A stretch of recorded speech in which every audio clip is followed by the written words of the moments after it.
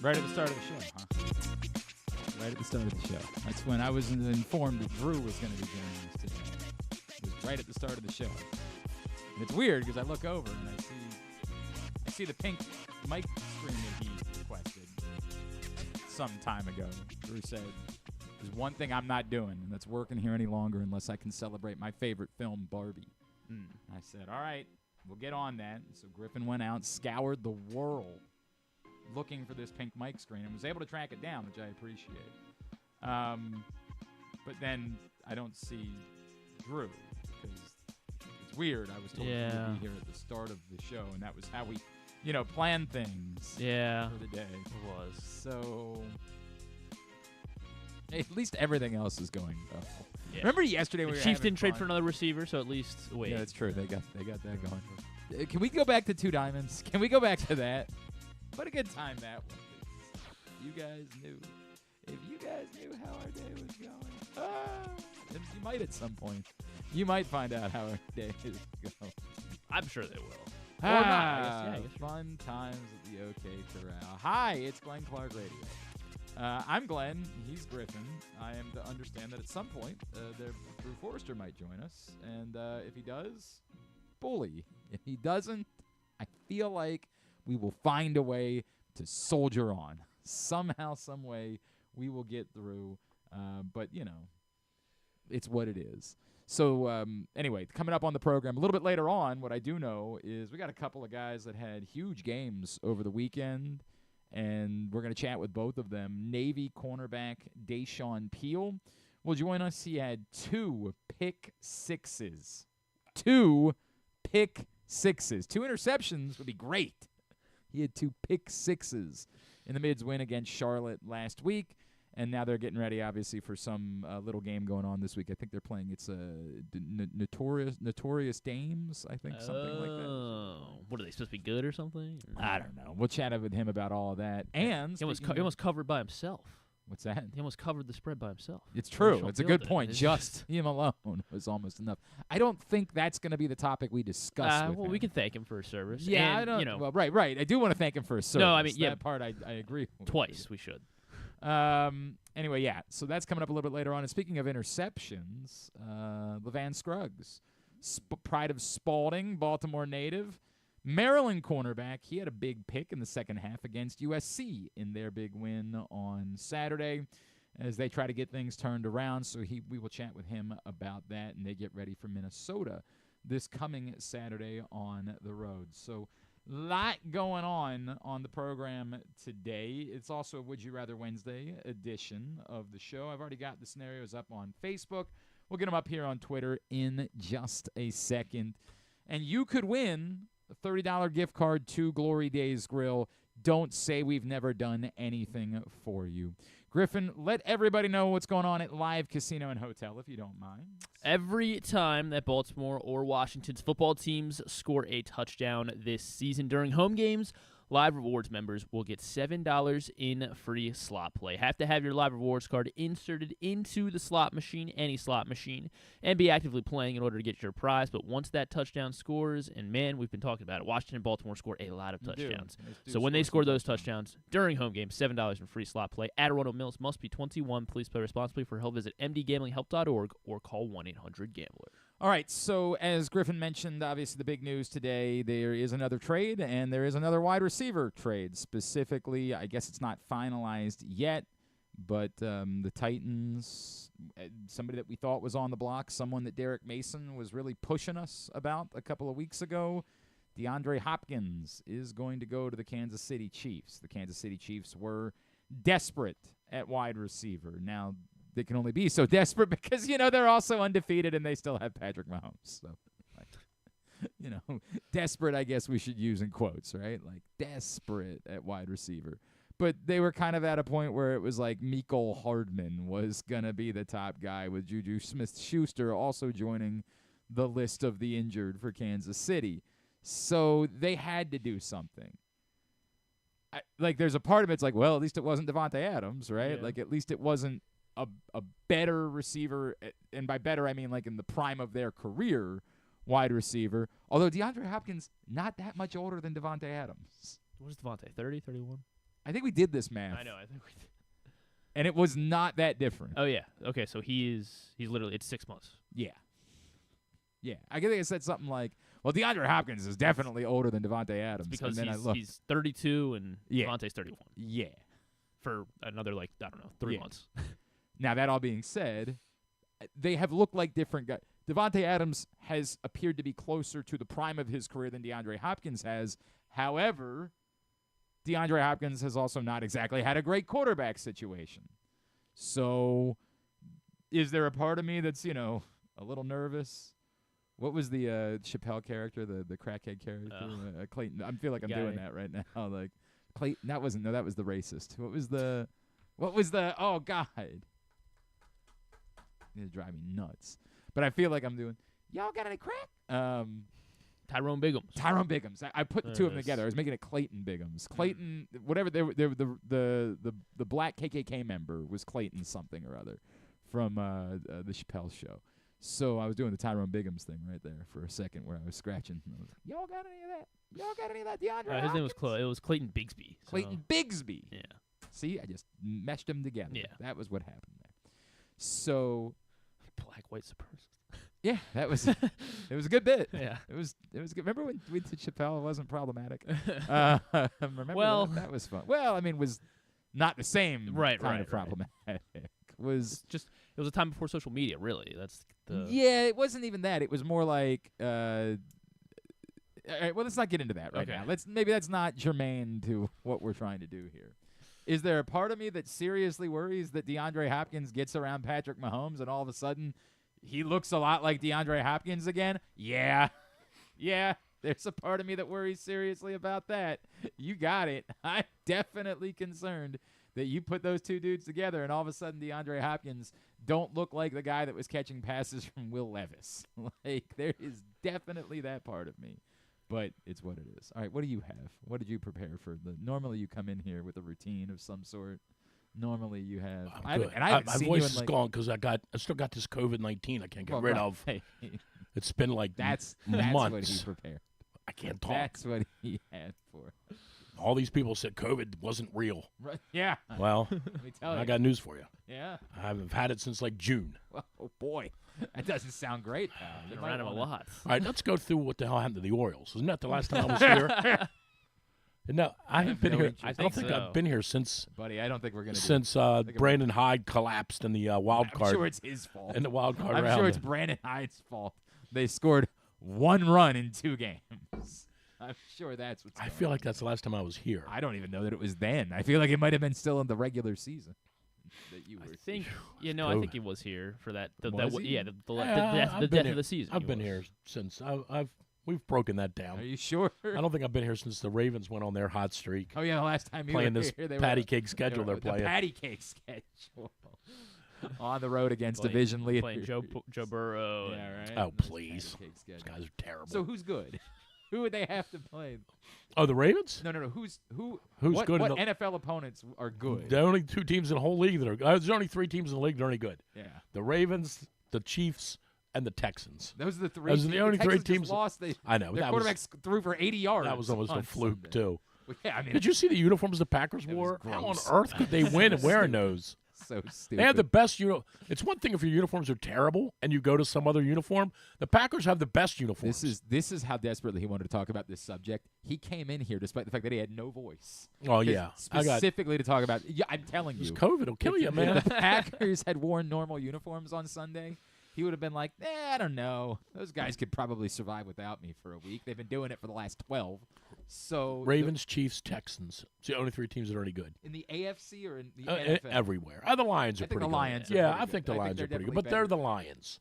What is that? So they're always going to Lions at some point, like they did last year. They did. Against the 49ers. They always Lions. I do remember them. Right. Lions. Browns going to Browns. Right. Lions are going to Lions. Right. Always. Well. But I would like to see the Lions win it, other than the Ravens win it, obviously. Right. I mean, if they didn't, you would like to see the Lions. That would be cool.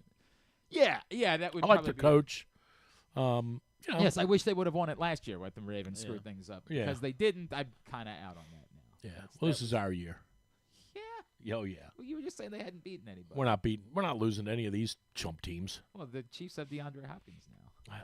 That's what I heard. Yeah. Heard a rumor about that. Yeah. Who else is flying around today? Anybody? Any other players getting shipped around? Well, they normally do that all on Tuesdays. Okay. Like it's usually once you get into like game week Wednesdays, it's like this gentleman's agreement among teams that you don't make trades anymore because like now you're trying to prepare for the week and you have the players that you have, which doesn't mean that they couldn't, but that was the only. I mean, he'll help them. The for Cooper sure. Cup thing was obviously the loudest conversation yesterday. Right. Conversation yesterday. Diana Rossini But you reports, could get him for 4 games and he's hurt again.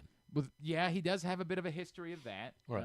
Although a lot of I don't think the Ravens should do anything on offense. I feel like you would say that about any player whose name we would bring up here. Like that's just. No, he's hurt a lot. He is hurt a lot, but a lot of NFL players get hurt. Okay, but not like him. There are a lot of people that were like, you can't sign Lamar sort Jackson of a because pansy. he's only ever hurt. Well, okay, maybe we don't do like he is a little. We were just talking about how times have changed. We were just having a conversation about. I saw a great bumper sticker. I saw a great bumper sticker the other day that applies right to the subject. Yeah. Just because you're offended doesn't mean you're right. That's a great point. I didn't say I was offended. Okay. I just said maybe we don't. He is soft. We keep saying these things. He is soft. I tell you what, you go. He gets hurt a lot. You go out and play. I'd love to. You go. Yeah. I'm ready. Those bone spurs you I'm have. ready. Yeah, I'm not ready for that yet. No, not quite. I'll run for office instead. Well, you kick that field goal though. I'll run for office. That going for you could be a kicker. The Ravens don't need any help on offense. None. Don't tamper with it. So it's a twofold thing. Don't touch it. I largely agree with you, with the caveat of I do think that if they could find a way to add depth to wide receiver, that would be a good thing. I understand what you're saying. I don't inherently agree with the theory. I ran this by a lot of football people, and like there's a very split 50-50. A lot of people that are within football that will say, yeah, if it's working, don't mess with it. Don't mix, and then a lot of people that would say, dude, if your coaching staff can't handle adding in a good football player, then you're not capable of doing this. Like those people know what they're talking about. No, they do. A lot of them they know don't. a lot about what they're talking about. No. A lot of people I've talked to about this subject, believe it or not, might know even a little bit more about football than you. And I'm not trying to be I'd be careful disrespectful to you because now obviously that's the reason we have you in here is because of all of your high-level football experience. Correct. Yeah. But those people suggest that that's bunk. Still, I hear it. I would continue to say back. I mean, you could bench Agholor if you wanted. It's not even about benching somebody to me. It's about guys. They don't even use him anymore. Guys get hurt after Thanksgiving sometimes. Right, sure. And I would like to when your wide receiver depth is. What's wrong with Humphrey, by the way? Is he okay? The report this morning is that it's not Rappaport a serious injury, but they don't know about his status for Sunday. Okay. He needs some time off too. Are we gonna do this? Is this what we're gonna do today? Get his head together. Call guys. I don't know if you saw. He had a pretty decent game on Monday. Yeah, he did have a good game. He's actually had a very good year. He's had an outstanding. He's just not an easy guy to like. So funny. I just had this conversation with my buddy Josh Charles the other night. I know exactly what you're talking about. He and I have always been good for some weird reason. Like, in fact, he's gone out of his way to be polite to me. I'll come talk to him. You should go to the Steelers and then walk away. What do you have against Marlon? I just don't. He just rubs me the wrong way. I think it's got something to do with Alabama too. Because he got personality, that's why. No, it's not. Look, there are definitely things that he's said over the years. Yeah, it's not that. The thing this summer mac with and cheese thing or whatever. The thing this summer with the gymnasts was just like, dude, what are you doing? What is that? It's just but he grates on me. But it's okay. I kind of love on Phil. This, by the way, imagine there was a time where Drew was filtered. But this is now, as he said before, 60-plus-year-old Drew. And he just doesn't care anymore. Yeah, I mean, if you don't want me around, just give me my check. He can't give me my going away check. He can't really get fired. Right. Give me my going away check. What is there to get fired other than the Calvert Hall golf? That's the only thing he can get fired from. Right. So he can't say anything negative about Calvert Hall golf. Like that's the list of things. I wouldn't do that. Right. I know the coach. I got a few things to say about the coach. I know the coach. I got a few things. Right. I got some questions for that guy. Yep. About those lineups that he puts out there. Yep. Like I got some real. I thought the other day on the 16th he should have bunted, but that's just me. What do you know? Well, I probably. Right. Probably. I don't know if you remember. Did you watch the baseball at all? Have you watched it? No. I watched all of it. Not interested. That's incredible. I can't stop watching it. Yeah. It will. You want to know something? Seriously, I'm going to be totally 100% serious here. if the tickets, and we can argue about what is reasonable.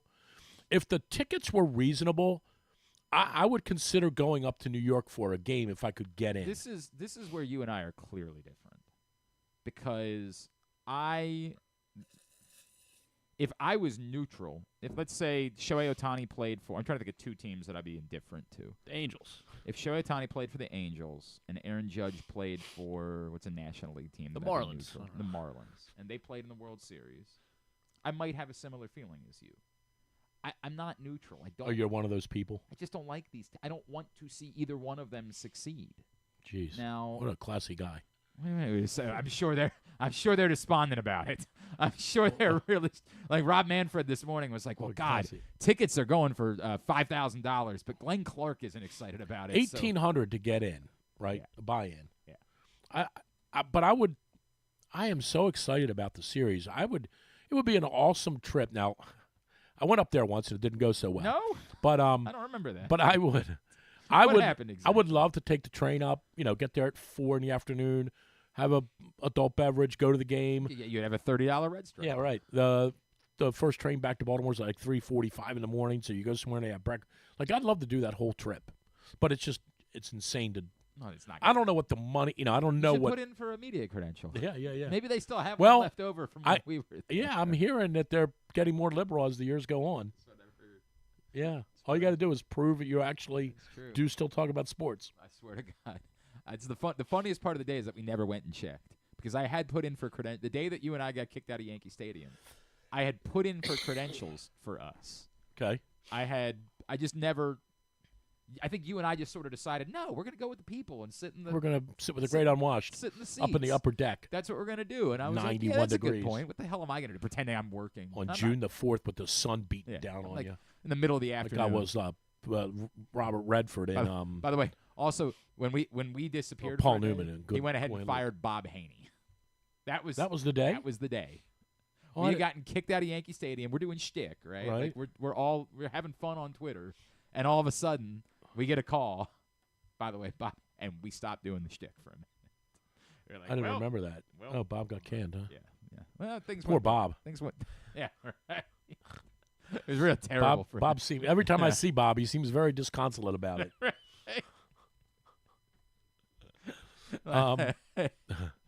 But so you're not intrigued by this. I think it's awesome. No, it doesn't do anything for me. I think I don't know what it is. It does. It comes back to how many homers do you think Soto is going to hit for us next year?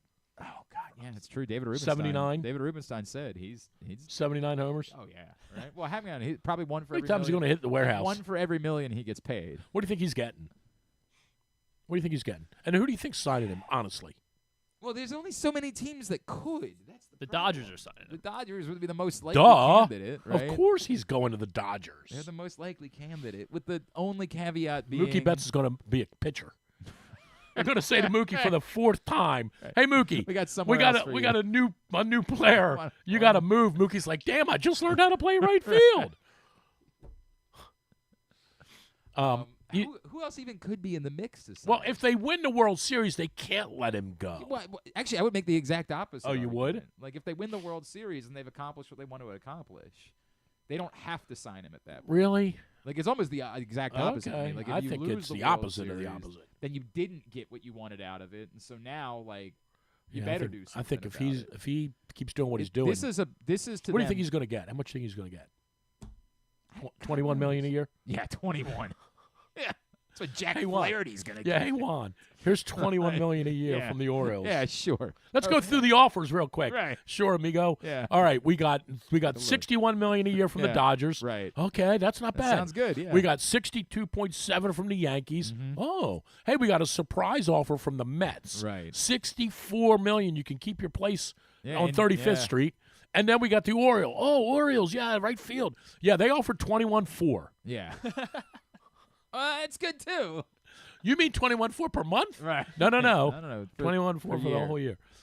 He's going to get $60 million. But are those the only viable teams that can be in on him? Is there anyone else that could be in on him?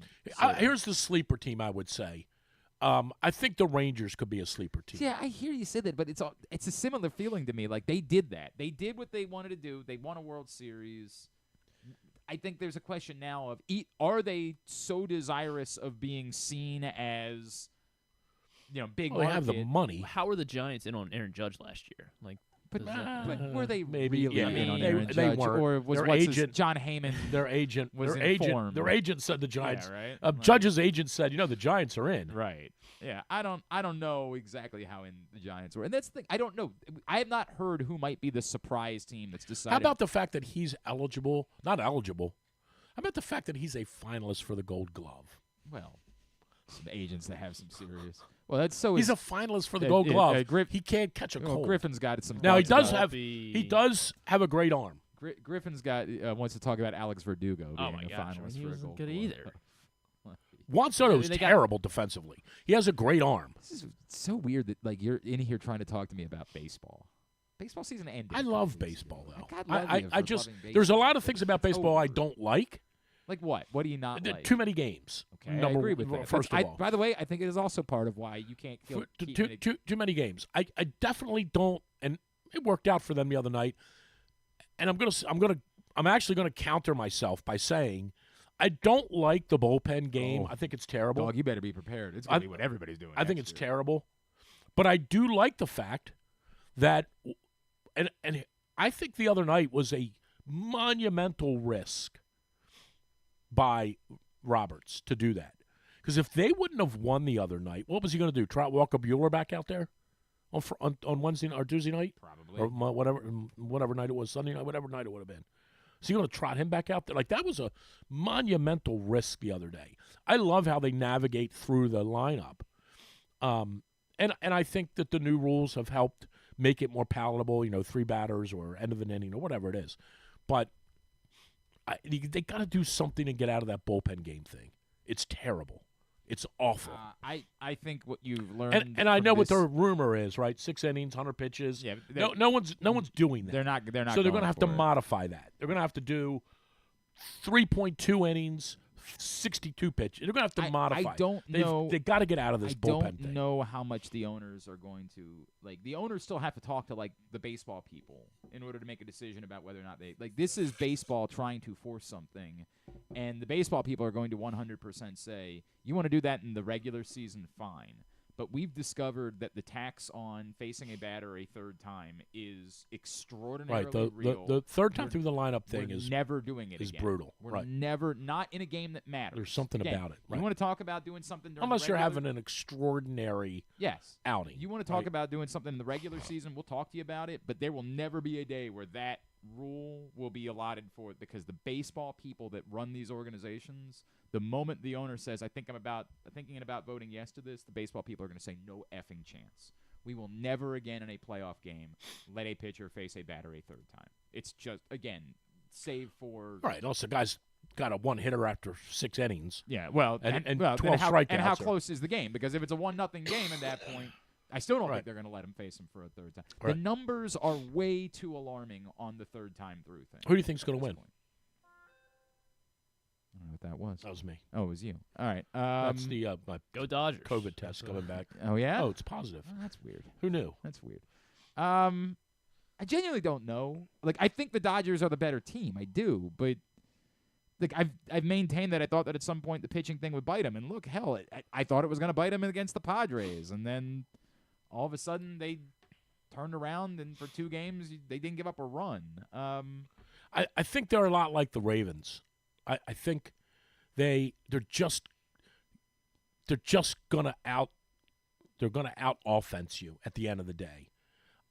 I don't think the Yankees bullpen is very questionable, and if you can keep it, even if they're 4-2 ahead in the 5th, but that's the end of the road for Rodon or Cole or whomever it is, they're going to score 5 or 6 runs in the last 5 innings. They just are. They have too many weapons, too many ways to throw 5 or 6 runs on you in 1 inning. I just think the Dodgers have too much offense. I think they're a lot like the Ravens. They're going to win a lot of games 31-24. Yeah, it's my gut. And then you measure that against, but the Dodgers have had a knack of coming up small and sure, like how do you? But they didn't do that with Shohei Ohtani. Like I don't know how to measure all of these things. No, so, I get it, but here's the thing. My gut is the Dodgers are the better team. Ohtani doesn't even have to win it for them. It's true. Like Betts could win it for them. Like if you said right now, I saw the script. In the 7, let's pretend it's 7 games, just for numbers. Hey, I saw the script. In the 7 games, Judge got 35 at-bats, and he got 5 hits. And Stanton got 34 at-bats, and he got 7 hits. I would say 0 chance that the Yankees could win, given that formula. But if you said to me, I saw the script, Ohtani got 6 hits and 36 at-bats, and even Betts got 7 hits and 36 at-bats, I would say, so the Dodgers won in Game 7 somehow because Muncy's going to do something, Smith's going to do something, Taylor's going to do something. Those 2 Hernandez guys are unbelievable, although Teoscar didn't have a great – Kike specifically in the playoffs. It's right? Like, I mean, it's just nuts. It's incredible. It's nuts. Right? It's nuts. I mean, it's a good time to do it. Name another basketball, I guess it might have been who was the dude who played for the won all the titles? Robert Horry. Robert Horry. Averaged 7 points a game in the regular season, and then it's Steve Pierce is kind of similar, but not to this level. I mean, I thought I saw something the other night. He has like the 11th highest playoff home run total in the history of baseball. It's nuts. Yeah, it's nuts. It's nuts. Kike Hernandez. Yeah. Right. So anyway, I'm going to take the Dodgers. I do think it's going to go 7 games. I think the Yankees are. This is a really weird thing. You coming in here wanting to talk about sports. Now it's not the sport that people want to talk about, but I do still appreciate that it's sports. Well, we have a team in town. I sort of. We have a team in town. Did for half a season anyway. We have a team in town. For half a season, there was a team in town. It's really what about all the front office stuff going on? What's going on with that? That was always going to happen with new ownership. That was always going to be the case. I guess. It was just a question but for what reason? Because you just want your own people in there? Yeah. They're not dissatisfied with the job that these people have done. Like, are they dissatisfied with Greg Bader? Well, he didn't. He's just. I know. They gave code word for, we don't want you to do this job anymore. No, they moved him into a totally different thing. Yeah, I understand. Totally. I understand. He went from baseball to TV. I understand that. Okay. So what? But he wasn't doing a bad job. Well, I don't think in my opinion, I don't think it was about anyone. The job anyone was doing. So why remove him? Because that's how this works. Because why? Because billionaires don't come in and say, "We'll do it the way that you were doing it." Gotcha. That's what I gotta say. Because they come in and say, "Okay, we know what we're doing. We have succeeded." So, and whether they do or not, it doesn't matter. That's the way they. Well, operate. he doesn't know anything about baseball. It doesn't matter. Right. Everything. Well, that it we should, have done, but it doesn't. Everything that we have done, we've succeeded. Now, Steve didn't do that. Interestingly enough. Now, Steve also might have segued in as a part-time owner so to learn about the Kevin Burns of the world and the Joe Ortizes and the Eric DeCostas. He's been around for years at that point. Well, watching him. Well, I mean, a few. Yeah. It wasn't like 20. Multiple years. Yeah. No, he was on the inside for sure. It'll be interesting to see. I mean, I don't know what happened. And it's not like he still didn't bring in some of his own people when he arrived. He did, but I don't think Dick Cass was one of his people, but I think Dick Cass was his hire. It definitely was his hire, no question. Yeah. And again, like Katie Griggs wasn't working for David Rubenstein either. Right. But that was their group decided that was the person that they wanted. Like that was who they thought it was. And whose job did she effectively take? No, they didn't have that person. Okay. Like they didn't have a president. So who's getting TJ's job? I don't know. I don't have that answer. Okay. I have no clue. Couldn't tell you. But this is the way it works. This was always the only question. This was not even a secret. I think it's a little bit dirty pool, personally. Why? I don't know. This isn't. I don't think anybody was surprised by it. Everybody knew this was the way that this was going to go. Like this is when you have new ownership. This is what happens. Well, was this in any way a I don't want to say rebuttal, but was this in any way connected to this catastrophic ticket thing that happened? No. Okay. No. That would. So this wasn't dude, you told us this was going to fly, and it flopped. No. Okay. No. So see, I think it's dirty pool. I think these people have been. I think it's got a lot to do with just how down and out they were, and how these people all stuck by them, and sure, I know what you're going to say, what the prevailing thought is. Dude, the only reason people go to the games now is because the team's good. I do get that. But I think that over time, I would say that I've seen, personally, I think I've seen an incredible renaissance from them as an organization over the last 15 years. And I'm not going to talk about free the birds and all that garbage. Yeah. I'm not here to say, although some people in town do, that that was the start of it. I'm not getting into that. The start of it was Peter turning the franchise sort of kind of over to Andy McPhail. And Andy saying, I'm going to run the baseball team. Mm-hmm. That really was the start of it. When people want to talk about chronologically, like how did this team go from moribund to what they are now, it really did start with Peter finally saying, like, with all Godspeed to Mike Flanagan and Jim Duquette. Peter saying that didn't work. Like, bringing those two guys in didn't work. Let me hand this over to Andy. And then Andy obviously hung around long enough to get them kind of going, made a couple trades. No, Duquette was awesome. Buck was awesome. I think Buck's role in this is very understated. Over if you look at the growth and the maturation of the franchise, I think Buck had a lot to do with it. I really do. But on the inside, in the front office, these are the people that hung in there with them. So it's just, I'm a little disappointed to see them kick all these people to the curb. I think it's fine to say it's disappointing. I just don't think it can be surprising. Like, that's the. Okay. It's not just base. It's everywhere. I mean, it would be like you getting canned from a radio station where you gave blood, sweat, and tears. Blood, sweat, and tears for years, and there was no ownership change. Like, it was literally the person that watched you do all of the work, and that person said, "You're out." Yeah, Not only did that person say that, that person also said we should be able to do this civilly. Yeah, civilly. Yeah, you got it. I said that's what I said. You got it, guys. I said that's a good idea. I think we should all practice that. You got it. Hey, for a number, you bet. Civilly. The moment you want to offer me that. He had his fist on the table. He goes, "We could do this civilly." Yeah. I said, "Yeah, I got a funny feeling that ain't going to happen." Well, that was some level of sports talk this morning here. Oh, I got plenty more for you. Do you though? Oh, sure. Yeah. Onside kick thing is a joke. Let them do it. Let them do it whenever they want to do it. Actually, you know what? I can't believe I'm going to say this. We agreed. We'll talk about football. We're pretty good at it, too. Not so great. Not so great. Hey, a lot of teams don't recover onside. Just not this year. Or last year. Drew is here. He showed up. Let's start with that. That's a good thing. We will. I've started to get I was a little too wordy on one of my Would You Rather Wednesday scenarios, so I've got to cut it down to appease our overlord Elon Musk. So I'm working on that in order to get them up on Twitter. But they're up on Facebook, and we will get to that here in a bit. We'll come back in. We'll talk about the Ravens. We'll talk about the trade deadline. We will talk about whether or not it matters if they do anything at the deadline.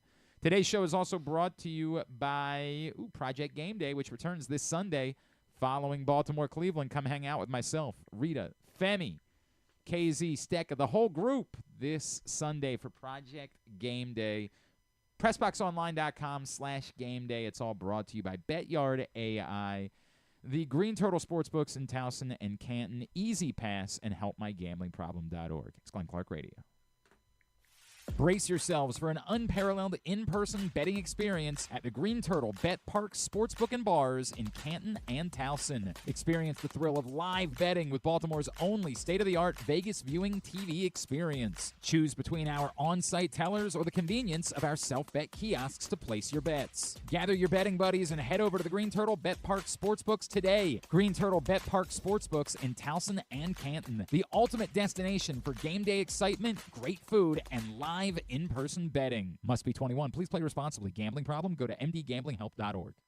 Hey Baltimore, it's number 10, Arthur Millette, and I'm hoping you'll slot us in all season long for the Arthur Millette Show. We will be traveling around the region all season, giving you the chance to get to know me and my teammates. There will be some football talk and a lot more. You can watch this show live on PressBox's Facebook and YouTube pages and listen every Friday night on 105.7 The Fan. Find out more at PressBoxOnline.com/Millette. The Arthur Millette Show, the only show in town that's a work of art. Whether your focus is luxury and comfort, convenience and technologically advanced connectivity, or sporty performance and aggressive styling, we've got the perfect Highlander for you. Check out buyatoyota.com for deals on new Highlanders from your local Toyota dealer today.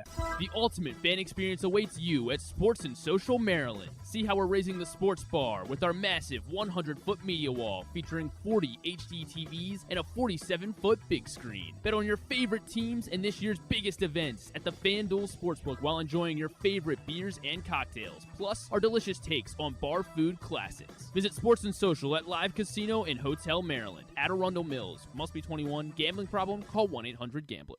The drug scene in Maryland is changing. Fentanyl and xylazine are being added to street drugs, and you may not even know it. Xylazine is not even intended for humans, and fentanyl is an opioid 50 times stronger than heroin and contributed to over 80% of overdose deaths in our state. Anyone who uses drugs, even occasionally, is at risk of overdose. To learn more, visit stopoverdose.maryland.gov or call or text 988. Gambling can be a fun and entertaining experience, but there are risks involved. If you're planning on betting on the game at the casino or on your phone or computer, know your limit, stay within it. Set a budget and a time to stop. Remember, gambling isn't a financial solution, and it doesn't mix well with alcohol or drugs. Know the risks and have a plan before you begin gambling. For free and confidential services, call 1-800-GAMBLER 24/7 or go to helpmygamblingproblem.org. Driving in Maryland? Did you know an Easy Pass from DriveEasyMD.com can save you time and money? Of course you did, because you are a thrifty driver. An antenna reads your Easy Pass transponder and automatically deducts the toll from your Easy Pass account. There, you just saved money with Easy Pass, all without slowing or receiving a notice in the mail. Well done, thrifty driver, well done. Get your Easy Pass at DriveEasyMD.com. Contrary to what some people believe, I actually like this guy when he sleeps. Glenn Clark, talking sports. All right, back in here on GCR. Drew Forrester is here. Would You Rather Wednesday scenarios are up. Facebook.com/PressBoxSports and at Glenn Clark Radio on Twitter. Don't forget that for all of the latest in high school sports news, information, scores most particularly for every game, every level, every team, all parts of the sport, they've got you at countysports.zone, which is proudly sponsored by your local Toyota dealer and buyatoyota.com. All right, I'll preface getting into the topic that we're going to get into by going ahead and I had one other thing, too, real quick. Oh, really? Well, just real quick. Yeah. About the basketball game last night. Did you really spent time with the basketball? No, well, it's the only story. Oh, who cares? I don't. About any of the games. Right. Do you have any care at all about LeBron playing with his kid? No. Does not interest me. Does not. As a father, you're not touched. Think about doing a radio show with one of your boys. Yeah. No, you're not. Actually, we tried doing. But you're honestly not touched by that. You didn't think that was cool. Are you not a LeBron fan? I'm indifferent. Are you? It's really. It's not. I don't. I have a dislike lot of LeBron respect for anyway. him. I think he's a great player. He's a great player, but I also think in this, historically speaking, I think he just the fact that he has always been able to stay above the fray in a not only in a sport but in a culture, but in a world where athletes have such a hard time staying above the fray, he's done it. I have a lot of respect for him. It was kind of cool last night, I thought. I don't think his kid's very good. That's it isn't quite a promotional gimmick because they don't need it. No, but it's in the neighborhood. It's a gimmick. It's just not a promotional gimmick. It's in the neighborhood. It's like, would his kid play for Atlanta? No. I don't think so either. No. I say that probably. Did he score any points last night? I have no idea. I didn't watch the game. I don't. Who? Bronny. Oh, I don't know. I just don't care. I mean, like this is. I think it's a neat. I thought you like sports. Yeah, I do. When the NBA matters, I'll get around to it. I think it's. Well, when will that be? I think it's playoffs. Really? Yeah. May. What's that? May? I don't even know if I care then. Well, you're the one trying to Quick, talk who to me won about last year? The Boston Celtics. Damn, I would have missed that. I do know that. Did they really? Yes, of course they won. I thought Dallas won. They were on a heater. Who's that lunatic owner for? Dallas? Cuban? Yeah. He actually doesn't own the team anymore. He doesn't? They kicked him out finally, him and Donald Sterling? He got a real sweetheart deal. Bronny went over 2. What's that? He went 0 for over 2. 2 Yeah. in 3 He was minutes. able to sell Sounds like them. Glenn on a Friday night. Eh. Come to your house and chew gum. You think I gave up at 2? You think that I was with you. I was with you. I know you didn't give up at 2. Over 12. In fact, I can remember saying to you on a couple of occasions, Senior Glenn, that's a he. And you said, dude, when you're over 6. Yeah, right. I was going to make a Chappelle Show joke that I just don't know that we're allowed to make anymore. I don't know that we're allowed to make certain That's a jokes. guy. Remember in Crocodile Dundee? Yeah. It's not a girl, it's a guy. So, as I was saying. Well, I did watch it. Oh, good for you. If it's an anomaly to me. It's not. Nothing about it is earned. Nothing about it other than to say that LeBron has earned the right to do whatever he wants, which to some extent, fine. But his kid's not a scrub. His kid's not a scrub, but his kid's not. I don't even know who I'm trying to compare him to. This is the problem with this. His kid's not. My gut tells me he doesn't deserve to be on the roster. That said, his kid's not Drew Nicholas. Comparing him, I don't. He's never accomplished anything that Drew Nicholas has accomplished. So okay. I hear you, but I don't know that he's any better than Drew Nicholas. What was the Cowan kid's first name? Anthony Cowan? Yeah. Again. Is he better than him? I don't know. He's never accomplished anything. He wasn't a good college basketball player. He's never done anything. Was he the one that had a heart attack? Yes. Hell, he should be on the court for that. My God, would you stop for a second? I don't know what to make of this because right now it really is nothing more than a silly gimmick. Now, as a lot of people have pointed out, Giannis's little brother being allowed to stay on the Bucks roster for years despite clearly not being an NBA player is also but this is different. This is 22-year veteran. Primarily, I mean, you can make whatever argument you want about where he ranks He's one in of the the last greatest 20 players of all time. Oh, for sure. No question. And to have his son playing I think it's really cool. I think it would be really Anyway, cool. how about those Caps? Stop it. I think it would be really start, cool. You saw who they beat, huh? They beat the Flyers. I'm aware. Yeah, they sure did, baby. I'm only aware, however, because all the 5 Capitals people, the people around here that care, the 5 of them, they always care in that moment. Oh, don't we care? So I say this all to say, if this was a legitimate thing, and I don't know how to make it legitimate, because if he was a legitimate player, then other teams would have wanted him, and so I don't know. Maybe they could have strong-armed. That might be how powerful LeBron James and Rich Paul are, that even if he was a real player, they still could have strong-armed their way to saying to all the other teams, He's going to play for us. Don't you dare draft him, because if you draft him, we're not going to let him play for you. They might really have been able to orchestrate that anyway. But they didn't have to orchestrate that because he's not a legitimate player, and that's what makes this so difficult. I play in the father-son with Ethan, and I get choked up at the Eagles. That's fine. It's special. Father-son stuff is special. Right. This one is hinkier to me because I don't know that he's not stealing a roster spot from someone who deserves it.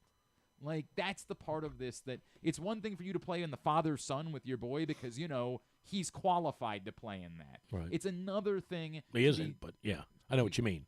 It's another thing for someone to have worked their ass off to earn an NBA roster spot and find out they're not going to get it because we're going to give it to this gimmick instead. I had no idea you hated LeBron so much. Don't hate LeBron so much. I don't. And it's been pointed out, this is the number of times that nepotism... Now, how can Bayless and Sharp make $3 million a year doing what they do, and you and I can't make a nickel? That's a great point, right? When we're this good. They are, boy, killing it over here. And him, too. Gary Delabate. You figured out what his name is yet? Yeah. You'll get to it. Gary Delabate. Yeah, old Delabate. Baba Booey, Baba Booey, Baba Booey. Do you know he called himself that for 5 years when he was on the radio in New York? I don't think I knew that. I don't think. His name is pronounced Delabate. I did not know that. It is pronounced that. I had no idea. Or is it definitely pronounced that? No. Or I've heard him say was that. It palatable for rate. There's always that. Well, I've heard him say sometimes my name. People make their names more palatable because they want. Here's how somebody says to him, a program director says, dude, Delabate is never going to work. You're Delabate. And so you just go with it. I've heard him say my real name is Delabate. Okay. All right. Anyway. I don't care. I don't either. You like him? No, plus he brought his son onto the... I mean, I've never been a Stern person either. Honestly, I've just never... I went to school with Robin Quivers, yes, right? I've you know heard that before. Really? You know what? Broadcasting I did. school. Really? I did go to school with her. She sat right in. If I sat here, she sat one row over, one chair back. Who do you think's doing better? Well, I got news for you. She ain't she's coaching doing the Calvert Hall golf team. I got news for you. She's doing pretty well, but she don't have what I have. That's a great point. COVID. Correct. Hey. COVID for 4 years. Bet she's jealous of that. She only had it for one. I got nothing on the list. And again, I'm still indifferent to it. I don't hate it. I'm just indifferent towards it. It was also very weird that the Lakers. Did you see what the Lakers did on Twitter last night? They put out a tweet that said they took a picture of them and the Griffeys. This is magical. LeBron and Bronny became the second ever father and son duo to play American professional sports together, which is not true. Like, it's not reality. Well, the Howells played together. So I was not aware of that. I did not know. I think he played with both of his sons, right? He did play with both of his sons. I was aware of the one. Now happened. that was a little odd, in that Gordy was maybe 50. That sounds Does that about right. sound Yeah, right? That sounds maybe about 50. Right. I'm whiffing on the others besides Griffey. Well, one of them happened right here in Baltimore, and it was hell! Involved the Hall of Famer. Yeah. Was it Baines? It wasn't Baines. Raines. It was Raines. Yep. Very. Well, neither of them should be in the Hall of Fame. Well, Harold Baines doesn't belong in the Hall of Fame. I agree with that one. Well, Raines was a really nice player. Yeah, I don't. If we have the really nice wing of the Hall of Fame, the data is very favorable to Tim Raines as a Hall of Fame because stolen bases mattered back then. Is that what you mean? Yeah, a lot because. I mean, the game was a lot different, right? The game was different. What did Lou Brock hit for his career? I don't know what Lou Brock hit for his career. That's a fair question. I don't know. I've never 260? I've never spent a second thinking about it. I don't think he was a 300 hitter, was he? I'd be surprised by it, but I don't think he was. I don't think he was 260 either. Did Tim Raines go in because of his manager? No. You Tim have Raines to is separate. a manager? No. He went. Didn't he win the? No. Didn't he win the World Series with the White Sox? No, that was Ozzie Guillen. Same thing. I mean, they're men. Oh, he was a bench coach. Okay. No, it's close. Yeah, but they're men, so I mean. Lou Brock hit 293. Okay, so career. that's a different story. And had how many career hits? Yeah, 2,600? 3,000. Oh, he did? Yeah. So the stolen bases didn't matter with Lou Brock. Well, I think the stolen bases Well, helped, but he's getting in with 3,000 yes, hits. he was getting in. There's only been one guy that got 3,000 hits that didn't get in. Tim Raines, Tim go Raines ahead. was a 294 career hitter. Okay, but how many hits did he 2605. have? Okay, so he's Johnny Damon. Johnny Damon had 2605. Correct, but he did not have the 290 average. No, right. But Johnny Damon was very close to 3,000 hits. He was a what Johnny Damon He was a have? 294 career on base, or he was on base. Tim Raines was a 385 on base for his career. That's Tim awesome. Tim Raines was all combined was a. And how many stolen bases did he have?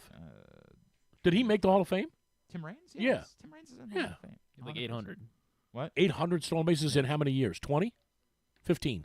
23. 23 years, 800 stolen bases. But, I mean, that was two of them at the beginning of the year he didn't. So play. 40 So stolen bases really a year. It's really 20 years. Okay, so 40 stolen bases a year.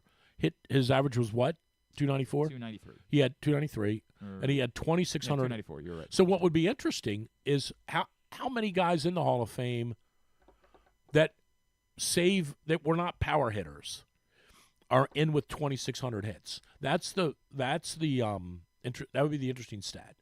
What did Johnny Damon hit for his career? 260?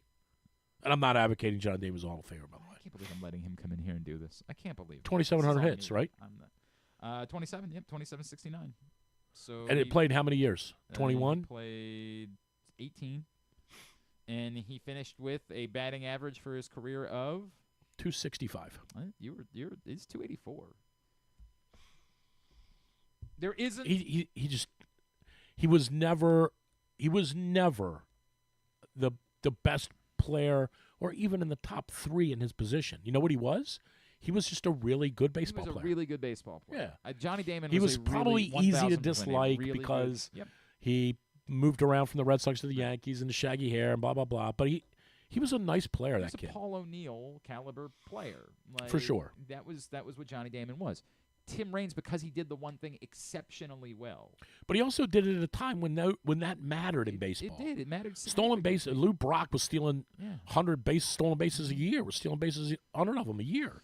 I might see that again at some point because they, got sick of the fact that people didn't steal bases and decided to change the rules for it. I don't know how we got here. I have no idea what just happened. Oh, it was the LeBron thing that got us to Tim. You watching the Tiger Rory simulated golf league? Not a chance in hell. I don't watch the real golf, Drew. Why would I watch the simulated golf? Because you nerds love your video games. Yes, you know me. I'm out there watching. That's what I'm replacing. I'm not watching the World Series. I don't think I told you this, some right? guy on Twitch play the World Series. I don't think I told you this. I was involved in this focus group, Golf Magazine. No. Focus group about the simulated thing. Oh yeah. Are you watching it? 0. Okay. And I got, and I'll tell you this story 2 minutes. I got the what's it called? I promise we were going to talk about football. We will. About a sport people care about. I got the prototype. So I got Max Homa and Patrick Cantlay playing. Wow. Okay. Playing. They set it up and they played. And they played 9 holes. I got about 3 holes in and closed my computer. And then they send you 100 questions asking you all kinds of stuff about it. I have no idea what – I guess it's because Tiger's attached his name to it, but I have no idea how they think people on a Wednesday night in January are going to watch this on ESPN. Now, here's what I'm going to predict. Here's my prediction. And here's how it's going to work. Whatever night it is, Tuesday night, Wednesday night. I thought it was Monday. I thought the idea was that Monday maybe that's it. And then this goes on so Monday night. here's you're right. You know why? Because the first match that Tiger plays is on a Tuesday. Because Monday night is the promotional arm for it. Yeah. But here's what's going to happen. This is my official prediction. Remember I told you this. Okay. The real niche of this is going to be you might get to play against Tiger. You might get to play against Rory. You might get to play for Patrick Cantlay's team. That's going to wind up being the niche of this. Are these things going to be live? Yes. See, that part of it, like I could see the argument for it might not have a giant audience, but it'll be cheap to produce. It's like the old Home Run Derby show. We can take them all for 2 They're days. in a building in West Palm. Right. They all converge there, and they hit golf balls into this screen. Right. And it's manipulated underground to have all the variances of golf. Mm-hmm. The green slopes forward, backwards, wind, this, that. I for the life of me, I don't understand why they wouldn't just play regular golf. Just fly them into West Palm on a Tuesday afternoon and play 9 holes of regular golf. Like, I don't get it. Well, because then they couldn't put it in prime time. Well, they could. It was just, but it wouldn't be live. Right. They'd have to build lights on a course and do all that sort of stuff. Anyway, I did this focus group and sent them all my answers back, said I think it's the dumbest idea I've ever seen, and I haven't heard back from them since. No, they didn't follow up with you to get a little bit. It was terrible. I have no idea. All right, let's talk about the Terps now. Is that where we're at? Drew Forrester. They beat South Carolina. What? They beat USC. Yeah, they did beat USC. You're right about that. And we stormed the field. They did. How about people in town getting offended by that? As they should. We're out of stuff. It's college sports. We're out of stuff. Let them go rush the field. Whatever you want to do. Who cares? Right, so when we beat Towson next year, when they beat Towson next year, they should. The Vanderbilt tore the goalpost down and walked them through the inner city. But in fairness, they beat Alabama, right? Hey, it was a little bit different. Although Alabama is Alexei in trouble, you think? Or no? No, not in trouble at all. Because it's twofold. It's that, one, he's not in trouble for some factual reasons about his contract, and 2, he's not in trouble because that's insane. Like, the people that forget. Well, why is it insane? Because this is Maryland football. Okay. And it's the thing that I have to do all the time with people, where because you don't pay attention. But it's a legitimate question, though. You would agree, right? I think it would. It's a legitimate question. I'm not trying to leak on Mike Loxley, but it's a legitimate question that. Is Maryland football ever going to amount to something? No. No, that's a legitimate question. Is Maryland football ever going to amount to something? No. In the same way that Rutgers football is never going to amount to anything, and that. But you got to have it. For this moment right now, Indiana is amounting to something. They're going to host college game day. They've been terrible for 30 years. Let's make 2 things abundantly clear. The only thing we know about Indiana is Bobby Knight. Correct. Do we know anything about Indiana? No. That's about it. No. Right? That is the list. That's the list. The only thing you know about the University of Indiana, if you walked up to 100 people in the mall and said, we're going to play word association, University of Indiana, every one of them would say Bobby Knight. So I say that to say, if this continues this season, then Curt Cignetti is going to be coaching at wherever they decide and they'll be 3-8 next year again. and Indiana will go right back to being moribund. What you would assume. The best you can do this for a moment. You can have it. Schools of this ilk are allowed to have a flickering moment of relevancy within college football. Not to win a TCU championship. went to the final. Yeah, but 3 years ago. That was kind of. They also lost by 1,000 points. No. But I'm saying TCU went to the TCU. And by the way, you say that, but in comparison, TCU is on a higher playing field than Maryland. Understand, but I'm saying TCU went to the final, and now we haven't heard from TCU since then. And you're not going to. Right. And they are in better shape than Maryland is. This is the nature of the sport. It is the haves and the have-nots. The have-nots are there to help prop up the haves. That's the way that it works. And it sucks, and it would be nice if you could have, somehow a path to becoming one of the haves, but it doesn't happen. There is no example of, here's the path you can follow to go from. There is one all-time that has been able to pull it off, and that was Oregon. Oregon is the only school ever that has gone from the have-nots to the haves. And the only way they were able to do that, by the way, they still don't have a national championship to show for it, but they have gone from the have-nots to the haves because of one thing, a single human being that was I think you could make that that argument for Georgia, too. Not from the have-nots. Not from the have-nots whatsoever. Georgia has I don't always think Georgia been was the haves. I don't think so. They might not have had the national championship success, but the infrastructure, you go visit the city of Atlanta. No, but that's got nothing to do with No, it's extraordinarily important here. Extraordinarily important. You have to have I'm just trying to find something to argue with you about. Yeah, you can try. Keep trying. They don't give a rat's ass about the NFL in it. Like, do you know the story? Like, they had to, when the Falcons do New Jerseys, they have to make sure they incorporate the Georgia color scheme into them, or else the city will burn. You know that's an F on their helmet, right? I'm aware. I did not know that until like 3 years ago. Really? I just thought it was a weird-looking bird. There was something else that people were talking about recently that was something like that, and I couldn't figure it out. Yeah. It's like, do you know where the arrow is in FedEx? I'm like, no, I don't. They're like, you're looking at it. I'm still gonna disagree with you on that. I don't think Georgia football mattered. The infrastructure of Georgia football. All right. Georgia football matters so much find more another than one anything then. else within the state of Georgia that there's no comparison. Went from the have-nots to the haves. Legitimately from the absolutely have-nots. And you're saying the only reason Oregon did is because of Nike, right? Because Phil Knight. Not even because of Nike. One person Phil Knight, specifically decided it will be my personal mission. The roasted duck commercial on TV is pretty funny. It's not bad. It's not bad. You're not wrong about that. He kicks the chair. Yeah, right. The duck mascot kicks the chair. There is no other example of this. How about Notre Dame? No. Yeah. Okay. Never mind. There are more examples of haves to have-nots than there are have-nots to haves. This is the way the sport works, and it sucks. It's a bummer, but this is the part that nobody wants to say is Mike Locke's the job that he's done has been a miracle. Y'all pay attention to the years before that I would agree with that. It's a miracle that they've even been competent in football. Right. It's miraculous. In the job that he's done would be akin to winning 10 games at a real school. The other interesting thing is how many have gone from haves to have-nots. And there's a lot of those. Like USC is a have-not. They're not really a have-not, but I get it. But they are. It's SMU. A context. Well, SMU would definitely be in that case. Although they still have the money. They still have the infrastructure. This is what makes this conversation so interesting, because Nebraska would be a prime they're the number one. They're number one. But Nebraska still has the infrastructure. They matter in Lincoln. They matter dramatically. But if they came here to play Maryland, no one would go. Oh, no, nobody would care. Nobody would care. Right. It wouldn't be. But 35 years ago, it was they were the biggest number brand one. In football, right? 100%. Right.